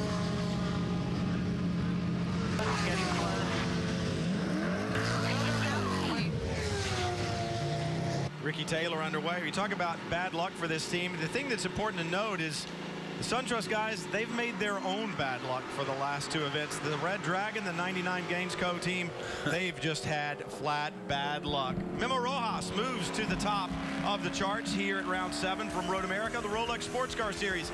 It's Emil Asentado who continues to lead in GT. We still have a long way to go from Road America. Let's take a moment to get you up to speed here on Speed from Road America. Rolex action, plenty of action there in turn 8 as the 51 APR Audi makes contact with the 67. And then Steve Bertho cut down tires going into the kink. Big contact. You could see the consequences there. Jim Norman getting down the inside, down into turn 8. Contact with the 67. Believe the left front was cut. Then a suspension breakage on the 99 car. The Red Dragon, John Fogarty behind the wheel. Looks like their day now may be done. That was a Heim joint at the top. Then as you see side-by-side racing here for the lead overall. Sylvain Tremblay in the Mazda fighting with John Edwards in that Chevrolet Camaro for Stevenson Autosport. They ran this way lap after lap. It was a great battle. Pit stops changed it, and then look at this. Oh. Antonio Garcia in the Daytona prototype trying to slip underneath the 41 of Charles Putman going into the kink. Didn't talk about what a great job it was by Max Angelelli to stay out of this. He could have been so easily involved. Didn't flat spot any tires. He continues and ultimately took the lead. Certainly take your breath away a little bit. There's a 0-1 Memo Rojas. Race recap. That's your leader, the 0-1, Emil Asentado in GT. 1 caution for 5 laps, 3 lead changes, 2 cars out of the race. Remember, they made that call to pit under that early caution, and that's given them enough fuel. Maybe, I believe they can do about 48 minutes on a fueler. There's 51 plus to go. 60s at a stop. Negri now behind the wheel of the car. Great pit stop for these guys. 4 tires fuel, and he's already back out. 51 minutes to go. Going to be tight. Fuel mileage has always been good in a Ford. Nobody up the hill. But I don't know if it's going to be that good. Remember those extra RPMs, Dorsey, that burns fuel also with these Ford motors. Absolutely. 300 more RPM over the course of the length of the race will burn more fuel. It's not just at the end of the straightaways, that 300 RPM. It's through the corners and everything. With your gearing, it affects everything. You're up on the pipe a little bit more. Right on board with the Oz Negre in that Ford-powered Riley prototype. Down the straightaway towards turn 5. Heavy braking down at the bottom. Negre trying to get up to speed. It's Emil Asentado who leads in GT, followed by Andrew Davis. And then the 73 of Patrick Lindsay from Horton Autosport. This is a small team that has been doing great things. They've run well. They've just had some bad luck. But Patrick Lindsay, Eric Foss really getting the job done in the 73. They need a little bit of good luck to move forward and get the results that they deserve, but they have been impressive since they debuted back at Barber. We see one of the Dempsey Racing Mazdas in. Struggling here a little bit to match the pace of the Speed Source cars and the Salins machine here this weekend, but just keep digging deep. You never know what can happen. You do never know what can happen. For the SunTrust team, they had dropped well down after the Rolex 24. They fought themselves back into championship contention. We talked about their bad luck as of late, but Max Angelelli had a great run here in the early going. Max Angelelli certainly did his job behind the wheel. Max, how has this team refocused after 2 DNFs? Was very difficult, obviously. Everybody's pushing, but our Corvette has been really good today. And I feel good. The car stays together. The other competitors are also fast, but I'm pretty happy. I want to say hi to Wayne Holm. Sick, missing you, Wayne. What do you guys need to happen in the closing stages of this race to come out with a podium? A little bit of luck. We didn't have lately, so maybe today is the day. SunTrust looking forward to turn around, guys. Emil Asentado, the leader in GT and the leader in the GT Championship with his teammate Jeff Siegel. The Ferrari now in the pits. Still going to be tight, I think. I mean, we've got to talk to that team after this stop. I think they're very close to their window where they can get to the checkered flag without visiting pit lane again. But they've made some brilliant calls this year. It's a dream season, 2 victories and a big championship lead. Great job by Emil Asentado once again. Another great stint by Emil, no question about it. He did his job. Car, not a mark on it as he hands it over to Jeff Siegel. Siegel getting in, getting the buckles done. Got to go over that Hans device, the radio going on, the crew getting the window net up. Siegel getting ready to go. I did talk to the team before they came in, and they said this would be their lone pit stop, that they had that calculations all complete. They were good to go on one more stop of fuel. That stop is complete. Now they're back out to the checkered flag. The 01 is also coming down pit lane. And that's right on their number. 48 minutes will be on the board after this pit stop, so this is perfect strategy by Timmy Keaton. That's why they pitted under that early yellow, to match their window, match their numbers, and that's what it's all about, execution. Let's see if they can pull it off. Haven't won in 9 races. Jamie? The car has come to a stop. Driver change now being done. This team is working really hard. They said it's great to get back to a track where they have actually won this year. They did run here well last year. They love racing here. Scott Pruitt said he was looking forward to getting back to the winner's circle. It has been 9 races since they last won a race. Looking for success here today, Greg. And the number 5 also win, and this team has just been chipping away at it, continuing to play in this top 3. They had already done the driver change, so it'll be Mr. Donahue just staying on board at this point, going for tires. Boy, a lot of smoke coming off of those brakes. You can smell them. That is hot, and also some rubber buildup on the brakes as well is what's contributing to that. Now the fuel is done, and he is out. They have played this very strongly, and they did the driver change and fueled a bit sooner, so they're pushing that fuel envelope. Well, 9 races ties the longest time a Ganassi car has not been into victory circle. They could break that record today. They surely don't want to. Yeah, Andrew Davis, the leader in GT now in the Brumos Porsche, comes to pit road. Patrick Lindsay right behind him, who was running second in class. It's the marks. Lee off the wall. A little bit of a stumble, it looked like, for Lee when he came around. I think he may have bumped into a tire. I couldn't quite see it, but he saved it. He is good at this point. The 73 is in. The Horton Autosport team, boy, do they punch above their weight beautifully. So we've got a great battle going here, second and third in. One thing to remember about the 73, they're still running the 3.8-liter engine, not the 4-liter, and they're doing an incredible job on the long straights here. But those are 2 good drivers on board, as we have here the defending class champions for the series. Ooh, little bit of it's okay because the field's good, but struggling to get him buckled up. Now the door's closed and he is gone. We definitely saw that stumble by Lee Keane. Hopefully he's not twisted an ankle or anything when he got to the car. Definitely was hurting a little bit when he made that driver exchange with Andrew Davis. They need a break, though. This is a team that desperately needs a good result, and I agree with you, Greg. This is a brilliant performance for this number 73. Best finish so far for the 73 was 10th at Detroit, so good to see the underdogs running well. There goes the 8, Ryan Dial. He leads overall from here at Road America. Starworks, can they put the blue oval Ford back in the winner's circle? We'll find out when we come back to Road America. Speed's coverage of the Grand Am Rolex Sports Car Series is brought to you by Chevrolet, proud partner of the Grand Am Rolex Sports Car Series, and by eHarmony.com, where first dates have a better chance of becoming something more. As the summer heats up this July, don't miss the biggest event of the summer as baseball's greatest stars battle for home field advantage in the Fall Classic. The road to the World Series begins with the 2012 Major League Baseball All-Star Game, Tuesday, July 10th, 7:30 p.m. Eastern, 4:30 p.m. Pacific on Fox. Ryan Dial through the carousel. The Ford-powered Riley leads right now from here at Road America, round 7. The team car, the number 2, a problem in the pits. No fire, Jamie. No, the team came in. They did a fuel and tire stop. The crew started pushing it. Lucas Lohr cannot get the car restarted. Lucas on the radio saying it will not stay in gear. So the number 2 team having problems right now, guys. Lucas Lohr running 3rd when he made that stop. This is odd. It won't stay in gear even when they're trying to push it. Well, it's kicking it back into neutral when they're trying to push it. And those paddle shifters, some of those things, you need the torque of the engine running to make them work properly, and that one's not running. Jordan Taylor behind the wheel of the 88, the Auto House Camaro. Should be his last stop, and we understand the 31, your defending race winners in. That is the Corvette that won here last year with Eric Kern and John Heinrichsey. They've been having a good run. They were in 4th when they made the pit stop. 88 not firing now, guys. Look at that. Another one with, there we go. There we go. Wonder if they were on fumes when they came in. That's a good point, Calvin. You run it out of gas, it takes a while to get that fuel back into the system and get the fire. Plus, they don't like starting. Hot engines don't like starting anyway. They still work on the 2, going to push him back. 7 cars coming in, guys.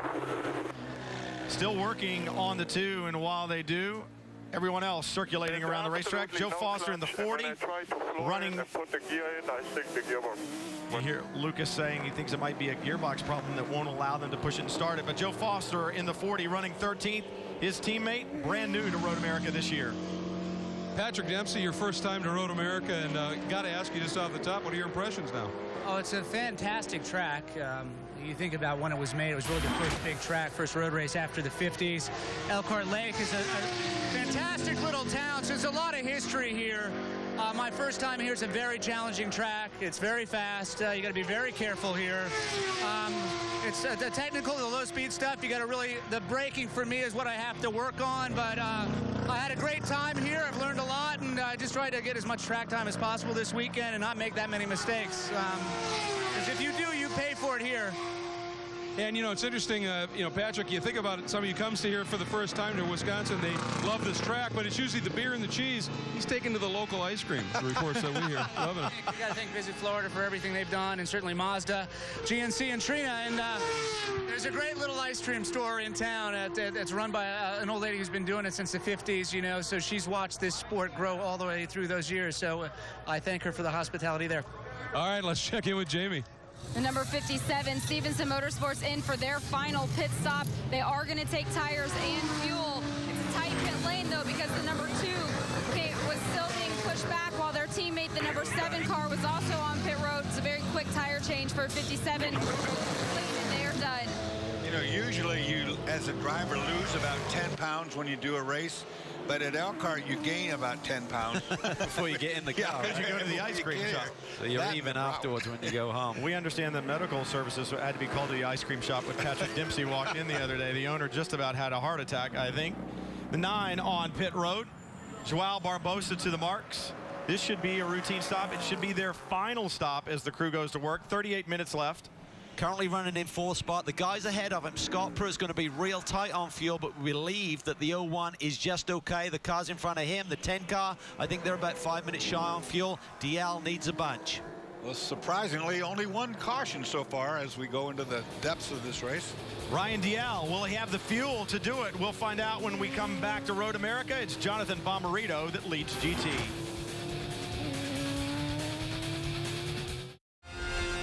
Tuesday night on an all-new Hard Parts. Joe knows that running an auto parts store is no cakewalk, but things get wild when 2 of his employees blow their gaskets and start an old-fashioned rumble. Don't miss an all-new Hard Parts, South Bronx, at its new time, Tuesday night at 9 Eastern, only on Speed. Looks like us in a production meeting. Inside joke. The number 8, Ryan Dial, leads, and you ride on board the number 60 from Mike Shank Racing. Oswaldo Negri currently running 6, but interesting stories unfolding here. Fuel mileage may be the story. Calvin, you spoke about it just before break. The leader, Ryan Dial, we think he's going to need fuel, as is Ricky Taylor. Yeah, Dial definitely needs fuel. I mean, if we got 1 yellow, that may be enough to get the 10 across the line without a splash of fuel, but these guys definitely need it. I'm surprised they're staying out this long, because if there's a yellow, pit lane is closed initially, they're going to lose all of the margin they have at the front. I think the Star Wars boys need to get Dial in. They're going to lose some track position, but that's their only play at this point. There's not going to be enough caution here to get them to the checkered flag, I don't feel. You ran with Oswaldo Negri in his Ford-powered Riley just moments ago. I believe they should be good to go, Jamie. Yes, they are. And John Pugh, you had a great stint behind the wheel of the car. I know you guys are good to the end on fuel. What have you found with this car this week? Well, we've been working on it all week. The engineers at Mike Shank, they've been doing a great job with it. We're still trying to run as trimmed out as we can, as we dare, and that's why we had Donahue on the straights and some of the Corvettes. But in some of the slower stuff, like the carousel and even turn 5 and 6, the car gets really loose about halfway through the stint. You just have to try to manage the rears. It's really, really tough to do, but it'll be good. So far, it's been a strong showing, and they do have a little bit of extra motivation this week. Jamie Allison, the head of Ford Racing, is watching on from the team's pit stop this week, Greg. Speaking of strong showings, this one that we've been seeing from the number 73 Horton Autosport team has just been superb. We talked about it just a moment ago. You guys are running the 3.8 liter, Patrick, versus the 4s of the Porsches and, of course, the V8s, yet you're right there. This is a track that horsepower seems to be king. How you doing it? You know, we have a great engineer in John Horton. We have extra help. Joe LaJoy, Mike Evans are helping us on the pit box. And I love our country, but our rods got cut and stopped in customs on our way into the country. So we're going to have to wait for our 4-liter. That's a problem, but you're making do here, certainly. I mean, you got some great pace, and you just, in the break, you said the draft is huge. Draft is a great equalizer. If we can catch them, we can stay with them and hopefully conserve our tires, be there at the end. We're good till fuel, so Eric Foss is in the car. He's a great driver. As Lee Diffie would say, it's on. It is on. Eric Foss up to 6th in GT. Understanding from radio traffic, Dial 2 laps, so call it a lap and a half from now, should be in. And I kind of agree with you, Calvin. Get it done. Get it done now. Don't understand it. This lap, go to reserve. Whose radio was that? Not sure. Good race right here. Here comes the Ferrari making groove on the Audi. Up the front straight, headed turn 1. This is for the lead, boys. And we believe that AIM Autosport car is good on fuel. So Jeff Siegel again doing a brilliant job. Wow, he pulled a big gap on Dion in a hurry. Dion doing a good job, as well as that APR crew. They've moved the Audi up to second place. So a good run, the best finish for the Audi so far this year, a pair of 11ths back in Barber and Detroit. Dion may be backing off a little bit in fuel because he's got 6 more laps on this fuel run than the Ferrari in front of him. So he may just be braking a little bit early, rolling into these corners, Dorsey, to save some fuel. Here we go. Bill Auberlen in the yellow and blue BMW up against defending series champion in GT, Lee Keen in that Brumos Porsche. Oh, and Ricky Taylor with a little bit of a slide through the carousel. He did that with me in that street Corvette the other day. Like, it scared me to death. He had that same move on me. They say once these tires have got a few laps underneath them, the rears start to go off a little bit, and the Carols is one of the constant load corners, and you get halfway through there, if that starts to lose grip, it is an eye-opener, that is for sure. Dorsey got out of that car the other day and was like, man, I don't know. Yeah. I wondered why his wife Kim was doing laundry yesterday. He did give me a ride. Ryan Dial through 13, now through 14. The right-hander onto the front straightaway. He lets it track out. Will he bring it back driver's right? He does. Gotta come. They rolled the dice here big time. Don't speed, don't speed. 31 minutes and change left.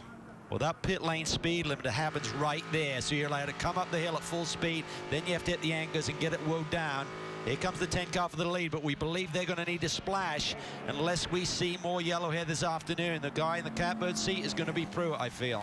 Pruitt, 17 seconds off the leader at the line the last time by.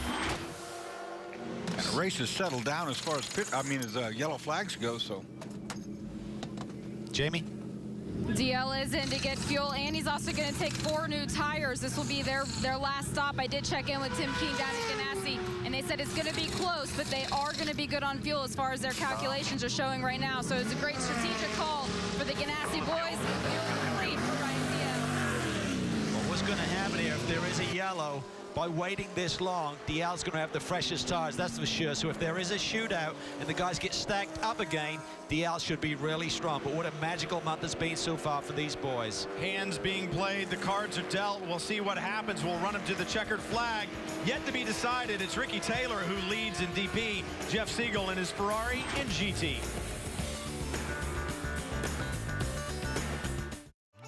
Road America's track is 4 twisting miles, 3 lanes wide, knifing through the rolling Kettle Moraine section of northern Wisconsin. And things get a bit loose, and there's plenty of action heading into the sharp turn atop the hill. Road America's specially constructed course shows every test of the drivers and their machines. The action continues through Thunder Hollow. Only the perfectly set up cars survive. Wouldn't you like to have a couple of those old cars? I can imagine what they're worth. Problems for APR. Dion von Moltke, the left rear tire is gone. Well, this is a major disappointment. The car was running very well, had the lead momentarily. Then they made a quick stop, I believe just 1 lap ago for a splash of fuel. They weren't going to make it, and then this puncher, it's a long lap to pull that car around. And the key is now not getting any further damage to that rear bodywork. Carcass stayed with the car the whole time. We were worrying about, or not worrying, but speculating if there'd be a yellow. If that Carcass came out, that would have changed the complexity of this race for a lot of teams. I'm sure Ryan DL wanted to see that yellow. It would have closed the gap that he lost when they made that stop. Down the front straightaway, here comes the 5. David Donahue running 3rd right now. Remember championship implications there. He's only 2 points out of the lead. A problem for the 44. Little flame there out of the exhaust or in the exhaust tailpipe area of the back of the car. There you see it again. Had some engine issues earlier this year. Andy Lally now behind the wheel, but stayed in the thick of this championship fight. This will be a devastating blow with the depth of field in GT. And there's the full-course caution. Wow. Ryan DL is loving this. Yes, he is. I'm speculating that lost an engine and puked a lot of oil out of the back, bringing this caution out is what I'm thinking. Let's take a look at what happened. Championship implications here. Andy Lally, John Potter 3rd in GT championship as they came into this event. Yep. I see a glow. Oh, and I saw it twitch. Yeah, twitch. He just blew it up big right time. out the exhaust pipe. It's spitting oil and it's burning, and that sounded like silverware in a Cuisinart, I'm sure, as he came down into the brake zone. There's oil out there. Not much, though, Dorsey. He weren't locked up. I mean, it was pretty late down there, so it wasn't like he streamed it around the whole racetrack, so it should be a very quick cleanup. But big picture here is Ricky Taylor now. He just set the fast lap of the race a short while ago. He's got a fast car, but he was tight on fuel. He wasn't going to make it. This yellow may be enough. Talked to the team manager, Simon Hodgson, this morning. He said if we get a yellow, that saves us 4 gallons of fuel with 3 laps around this big race circuit. That should be enough for those guys. Pruitt is good. Donahue is good. Dial is coming. He's got the freshest tire. He's 4th in line. Andy Lally out of the 44. Jamie, any word from Andy before that engine let go? No word from him before, but I did just check in with the team, and they confirmed what we saw, and that is that the engine is gone. Very devastating day for them. Greg? Thanks, Jamie. Standing by with Andrew Davis. And Andrew, been a good day so far. You guys are sitting right there in second. You're good on fuel, I understand. What do you need to do to catch that Ferrari? Well, I don't know if there's any catching the Ferrari. It seems to be in a world of its own. I've struggled during my stint to make any progress at all and just lost time. So we're just trying to do our thing, and we need to get back up there in the points to get a good solid finish. So Lee's doing a tremendous job right now. As the tires fall off, the car becomes more difficult. He's got a lot of tough competition right around him. So this yellow is going to help cool off the tires a little bit and should be able to keep the Brumos 59 Porsche up near the front. Obviously, you guys come in as defending series champions, so, you know, playing the points game is always important. Guys? Talk about points in GT right now. Jeff Siegel leading in GT. His nearest competitor in the championship is Robin Liddell in 5th, so they could leave here like that. That would be an even larger gain, a larger difference in the GT championship points, so that would be a great day for Siegel and Asentado. It would be great, but the man who's behind him right now is Bill Aublin. He is hungry. They're coming off a victory at Mid-Ohio. That BMW is going to be tough here in this last 23 minutes. That's the story in GT. There's stories all over the place right now. There's Auberlin. You talk about them being hungry. They want to get the job done. For Ricky Taylor, he leads overall just in front of Scott Pruitt, but man, they're going to be bunched back up. Will this caution give Ricky Taylor what he needs? We don't know. We're going to have to wait and find out. They were right there on the edge. 23 minutes to go right now.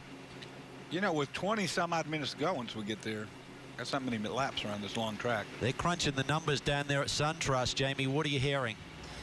Talking to the team just a second ago, and they're running through their calculations. They say they're going to have to take another look at it when this caution is over, but they think that this is going to be enough to get them to the checkered flag. Oh, it's going to be close. Look at the laptops. You can almost see the smoke coming out of them. Simon Hodgson there talking to the guys, Brian Pillar and the engineer, trying to get the job done. Ricky Taylor, can he hold on? Can they save fuel? Road America, so steeped in history here. Fuel mileage, always a big part of taking the victory here at Road America. We'll find out if the SunTrust team can do it when we come back.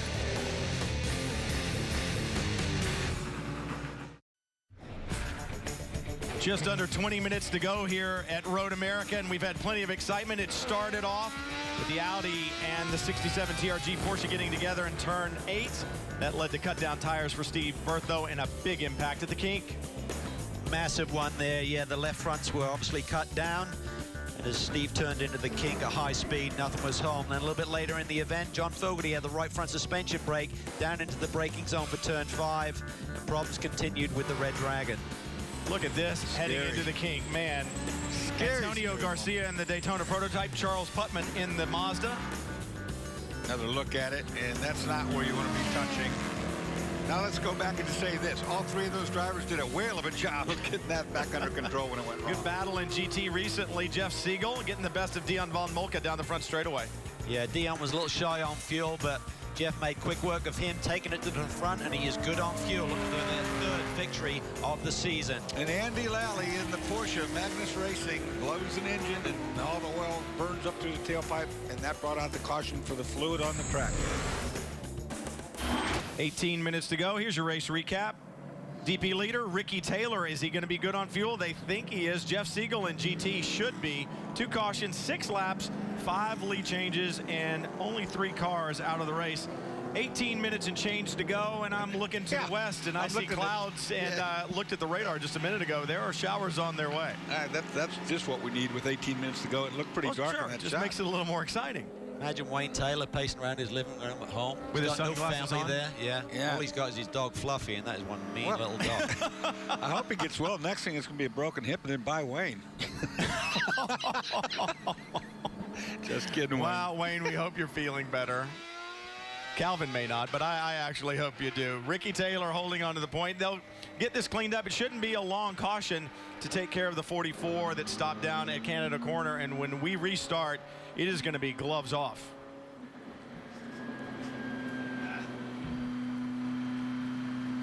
Max Angelelli, your crew guys, they're all ready for a pit stop. This is going to come down to the bitter ends. What do you guys think? You good on fuel?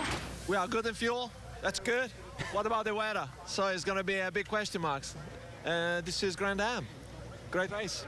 Max brings up an interesting point. He does say they're good on fuel, but guys, these clouds are getting heavier and they're getting closer. We heard a report about 20 minutes ago that we're going to have rain within 30 minutes, so could be interesting to the checkers. I think tires is going to be a big story, not just wet weather versus slicks, but also the condition of the slicks. Dial is in really good shape. His tires don't have a lot of miles on them. Oz Negri made a late pit stop here to put fresh Continental tires on there, but I don't think his car has enough speed. So Ricky Taylor's the fastest man of the day, but can he hang on to guys who have fresher tires behind him? Well, and Bill Auberlen in GT drank champagne at Mid-Ohio and liked it. He's sitting second right now. I think he wants some more champagne this weekend, Greg.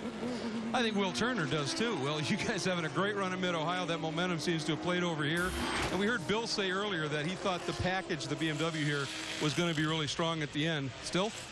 Yeah, you know, we went testing, and we've been testing relentlessly this whole year to try to get that little edge on this new Continental tire. It's a new compound for GT, and it seems to be really suiting our BMW, and we found a few things. So he's liking the car, but once again, you got the slippery seagull in a Ferrari, you know, and I mean, Siegel's leading the points, leading the championship, and you know, it's I think we got a car for him, but you never know what he's got under his right foot there. All right, GTR is that tire they're talking about, and they're liking what they've done. Bill Auberlen looking for that restart, seeing if he can pounce on the Ferrari in front for Ricky Taylor. He's going to be holding his breath, making sure that he's got enough fuel to battle to the end when we come back to Road America. After two poor results for the SunTrust team, it looked like the sun was going to shine on them here at Road America, but under caution, Ricky Taylor devastated behind the wheel of the number 10 Corvette. Absolute devastation because under full course caution, he's had a problem and made contact with the wall. The car is damaged. He is limping back to the pits. Unbelievable. We're going to go on board here. And it looked to me like Ricky was just weaving to warm up these tires, Dorsey. And then all of a sudden it gets away from him. He can't believe. Watch this. It just says it all. Just coming off a corner, he just lit him up, Dorsey. Sure if that was down in turn 5 or not. See him slamming the steering wheel. Unbelievable drama here at Road America. Oh, and talk about drama, we're back to green, and here we go. The 0-1 Pruitt on the point. David Donahue followed by Ryan Dial.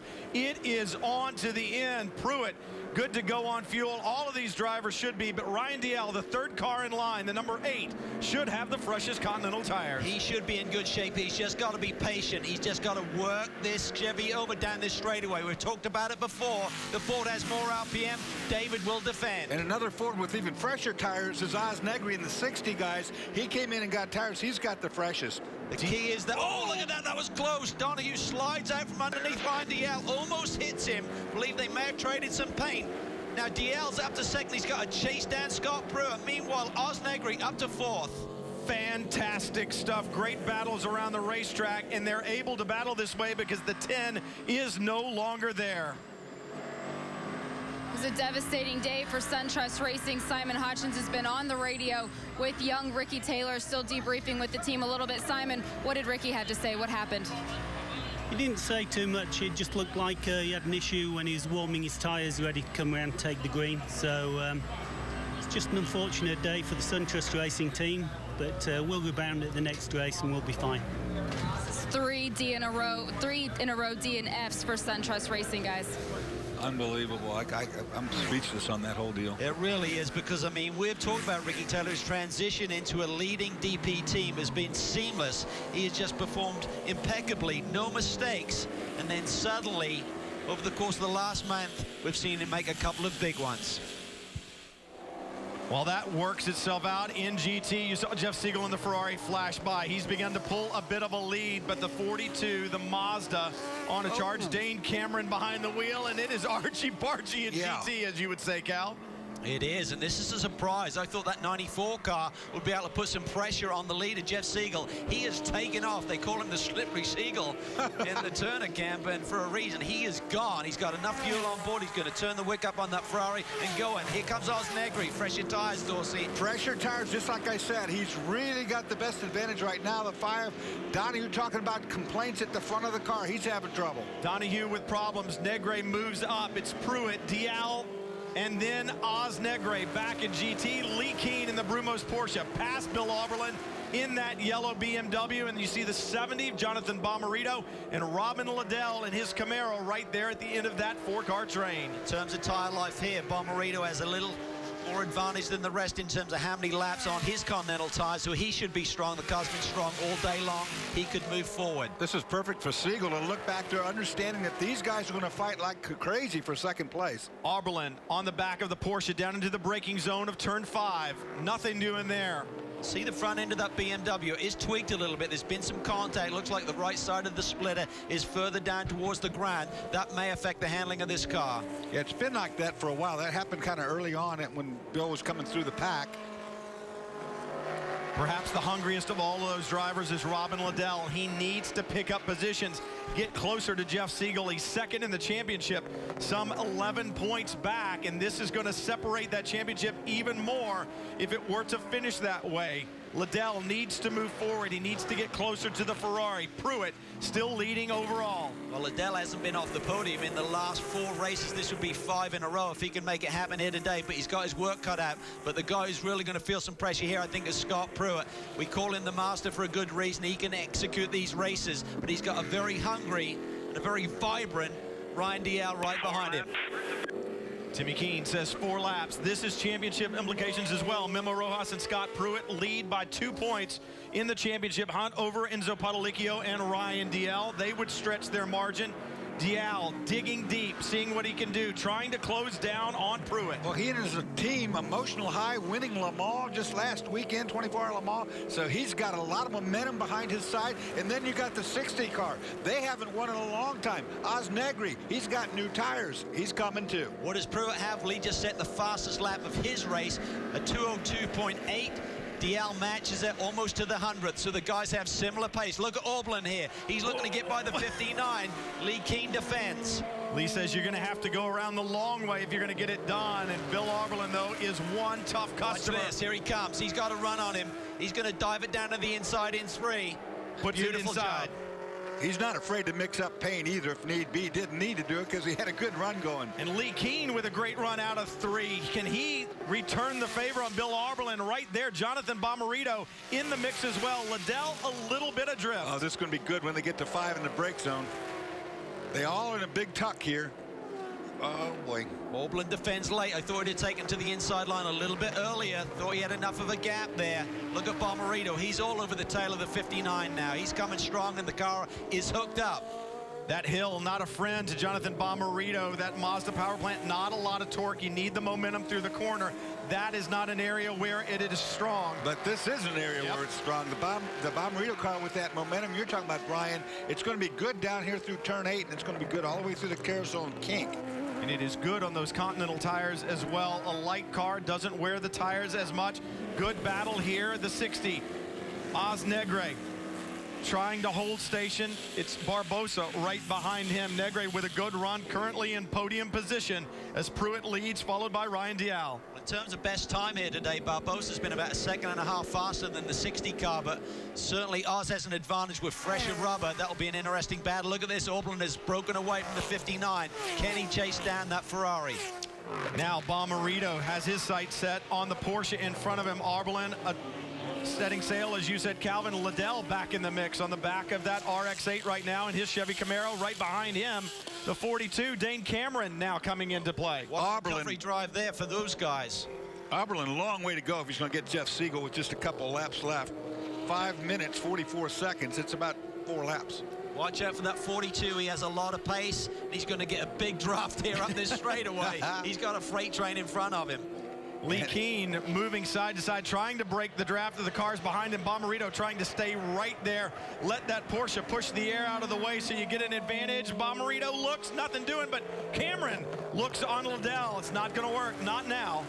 But they're dragging Robin Liddell along with him, and that could be trouble when they get to that hill on the last lap. The Chevy has a good advantage on the first part of the straightaway. It lacks top end, but it doesn't lack the ability to get up that hill well. There could be some fireworks down into this brake zone for turn 5. Cameron's coming. Certainly, Bomarito looks like he wants to have a go at Lee Keen right now as well. Just inside, 5 minutes to go. Scott Pruitt continues to lead overall. Siegel leads in GT. Here we and go. in this good battle, Pruitt through the kink. He got him. Trying to close it, and Jonathan Bomarito has gotten past Lee Keen. Those defensive, I would too. Don't let him have it back. Yeah, we knew that was going to get tasty down there into turn 5. Let's take a look at it again.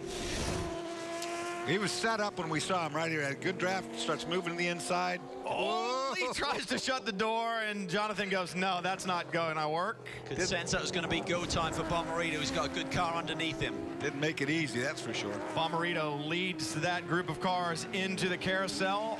Report of a couple of raindrops down in the pits. That will just add a little more excitement to the whole thing. Barbosa on the back of Negri. Problem for this is for Barbosa.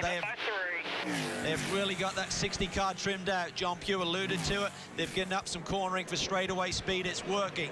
Last time over the stripe, Pruitt ran a 2:03.3. Dial at 2:03.4. Looks like Pruitt's managing this race. 3 minutes, 50 seconds to go. That was good for Pruitt because he picked up the pace. He was a half a second off on the last lap. He was 5/10 slower, so he responds. Scott Pruitt digging deep. We've talked about it. A 9-race streak of no victories. That matches the longest this team has ever had. Pruitt trying to put the 0-1 back into victory circle. Remember yesterday, Brian, we were down there watching Scott Pruitt drive through this corner, turn 5. He uses that go-kart style where he turns in and then blaps the throttle. That eats up fuel. I got a feeling as tight as they are on fuel, they're going to be talking to Scott Pruitt. Save fuel. Try not to hit that gas pedal in the middle of the corners. Look at this. Here comes Dane Cameron along with Robin Liddell down into the brake zone. He's going to get him. And there was smoke. There was tire smoke when we saw that first shot, so something was going on. Cameron in that red, black, and white Mazda RX-8 now has his sights set on Lee Keen in the 59 Brumos Porsche in front.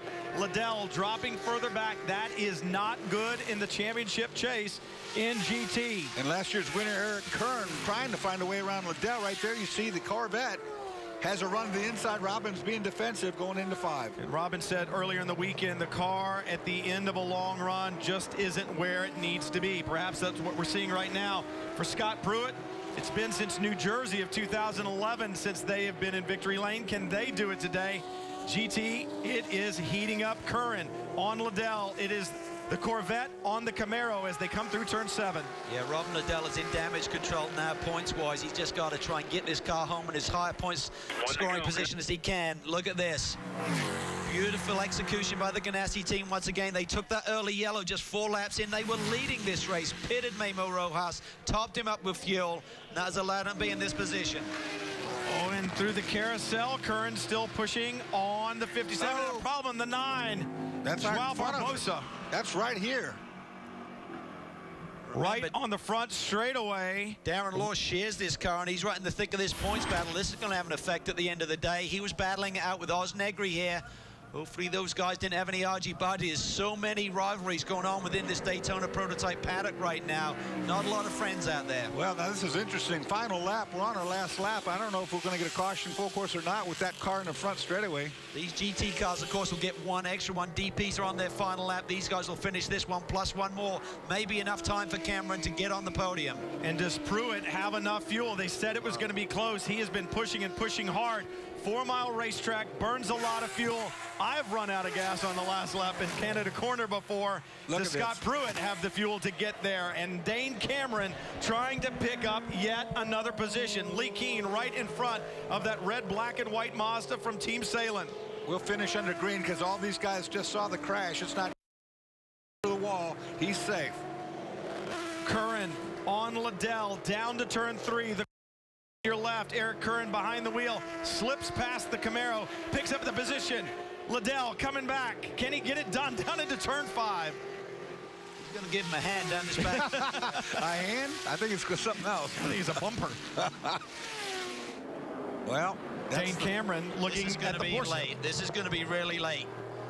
Nice job by Lee Keen there, just deterring him from making that inside move. Look at this. Here comes Liddell. Beautiful switch job. over. Watch for Eric to go up the inside. He's going to try it. As Robin Liddell gets it done, Eric Kern looking back. The checkered flag is going to be out. Looking for Scott Pruitt. Can he break the 9 race? He can coast it from here. If he runs out of fuel, he'll do it. And Scott Pruitt takes the victory. And is still racing in GT and racing hard. The 57, Robin Liddell in the Camaro. Eric Kern in the Corvette, digging deep through turn 8.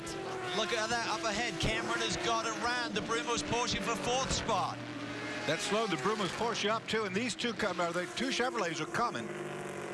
Robin Liddell still holding off Eric Kern, and I don't think either one of those guys is happy with one another right now. Doing all that he can do, and Kern trying to get a run. Canada corner is probably his best place to get it done. Liddell knows it. He will defend. This could get ugly, boys. Yeah. Eric Kern is pretty aggressive. He's got nothing to lose. He's going to go for it here. And there's a championship on the line for Robin Liddell. He can't throw away points. Curran tries to cut back underneath. Woo. Turn 13, the fast left-hander. Can he slip to the outside? Side by side through 13. No, it's not going to work.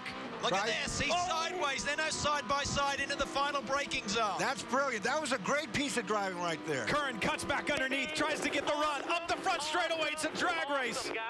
Curran gets the better run up the hill. The Ferrari takes the win in GT. This is not settled yet, but Curran now takes it at the line.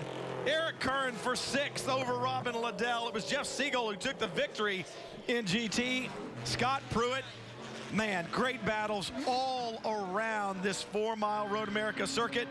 But right there at the end, Joao Barbosa with the crash on the front straightaway. He'd been digging deep, having a great fight with Osnegre for the last several laps. So you ride on board right here. That's Osnegre. Get a run onto the front straightaway, slips to the right. Ooh. He tried to block that move, and they made contact. And that turned around. Wow. Yeah, Oz wasn't lifting there, and Barbosa was trying to defend that inside line to the Ford that's been really quick up this straightaway here, trimmed out in the 60 car. Big celebrations when we come back to Road America. For Scott Pruitt, it's been since New Jersey of 2011. It's been a great one from Road America, and I can tell you this was 2 hours. 6 hours from the Glen is up next for the Rolex Sports Car Series, July 1st, 11 a.m. Eastern. It's going to be live all 6 hours right here on Speed. That's 6 hours. It can make or break your season. Season's getting back on track. Getting back on track for Chip Ganassi with Felix Sabates racing as Scott Pruitt and Memo Rojas finally find their way back to victory lane. As I said, as we went to break, it has been since New Jersey 2011 since Scott Pruitt and Memo Rojas have stood on the top step of the podium. They did it today, and I think Timmy Keene called a great race. We talked about the strategy being a part of it early, and the strategy certainly played a big part of it today. Jamie? Memo Rojas, as we let Scott Pruitt get out of the car, big celebration, lots of hugs. Memo, how sweet is this victory? It's great. I mean, we've been working for this whole year. It came pretty late to what we're used to from previous seasons, but I mean, Scott did a great job, team did a great job, and the car was great. Scott, careful there. He's going to fall off the car. Big celebration. Scott, I'm not sure we're going to be able to get him without his helmet, but Scott Pruitt, lots of celebration down here in Victory Lane. Your first race win in the last 9 races. How much of a team effort was this? It was a total team effort, and it has been. Memo did a great job. All the Ganassi guys. Telmex BMW ran great. You know, we love coming up here, and car ran good last year. And again this year, and it's so great to be back in Victory Lane. Hi to my family at home. And well wishes off to Gordon from BMW. I know his dad passed away last night. So, Don, this one's for you, buddy. Congratulations, guys. Great run. It took speed. It took strategy. They took the victory. But the Rolex move of the race isn't going to go to the 0-1. It's going to go to the GT class. We had great fights all throughout GT, but for Jeff Siegel and Emil Asentado, they take the victory. They also take the Rolex move of the race as Siegel gets past the APR. Audi R8 down the front straightaway. Siegel Asentado will celebrate victory here at Road America. Greg? Jeff Siegel out of the car. We were just showing the Rolex move of the race. Went to you with the pass of the Audi for the lead, and then you were able to just stretch it out. Amazing run you guys put together. Your third win, your 5th top 2 in the last 6 races. You guys are hooked up. We are firing on all cylinders right now.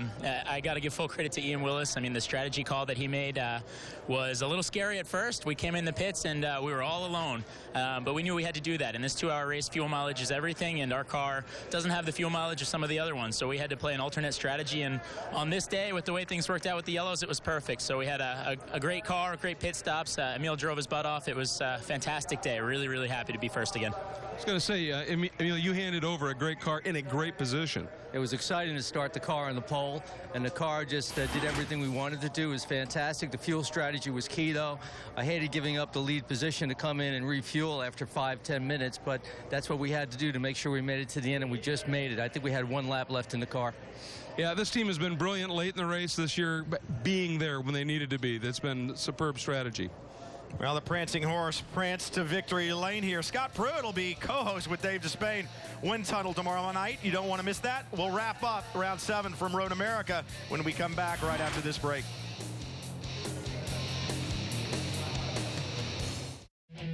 Speed's coverage of the Grand Am Rolex Sports Car Series is presented on Speed by Rolex. Brought to you in part by Continental Tire, innovative technology, driving confidence, and by Chevrolet, proud partner of the Grand Am Rolex Sports Car Series. Well, as we head into the second half of the season, championships becoming a little bit more in focus, although we still have a long way to go. Pruitt and Rojas hold on to it and extend it a little bit, just a little bit, over Ryan Dial and Enzo Padalicchio. Yeah, still awfully tight. Just 5 points in it here, but they stretch it from the 2-point margin coming in here. Just perfect execution by the Ganassi squad this weekend. Still only 15 points, all the way back to Richard Westbrook. So all of these guys still have a shot at it. No doubt about that. And we're going into an endurance race mode where anything can happen. One misstep and it can all go away. Like I said, we've got a long way to go in the Daytona Prototype Championship. Peter Barron there on the right was shaking hands with Scott Pruitt and Memo Rojas, congratulating them on a good run. In GT, man, for Emil Asentado and Jeff Siegel, we talked about it in the race. Robin Liddell trying to improve his position because he's dropping further and further away from the leaders. He is, but that team is firing on all cylinders, as Jeff said, and they made a very brave call, as did the 01, to make the early pit stop. Ultimately, took both those camps to victory lane here today. Jonathan Bomarito and Sylvain Tremblay next in the Mazda, and we're going into a 6-hour race, guys, and the Mazda is always pretty good there. Well, I think that's interesting. We've got this 6-hour endurance race coming up. As you leave here, how does your strategy change? Well, I think you just got to keep executing. You have to keep ticking all of the boxes. It's so competitive in both classes this year, you can't afford to blink. Execution won the race for both classes today, guys. Execution in the pits. The drivers did their job, too, but those were good calls. In Road America and the Rolex Sports Car Series, whenever you come here, wow, there's going to be plenty of action. We saw it today, beyond a shadow of a doubt. I love this racetrack. It always provides us with some very, very good racing. Thanks for joining us here from Road America. For Calvin Fish, Dorsey Schrader, Greg Kramer, Jamie Howell, I'm Brian Till. Thanks for joining us on Speed, home of the Rolex Sports Car Series.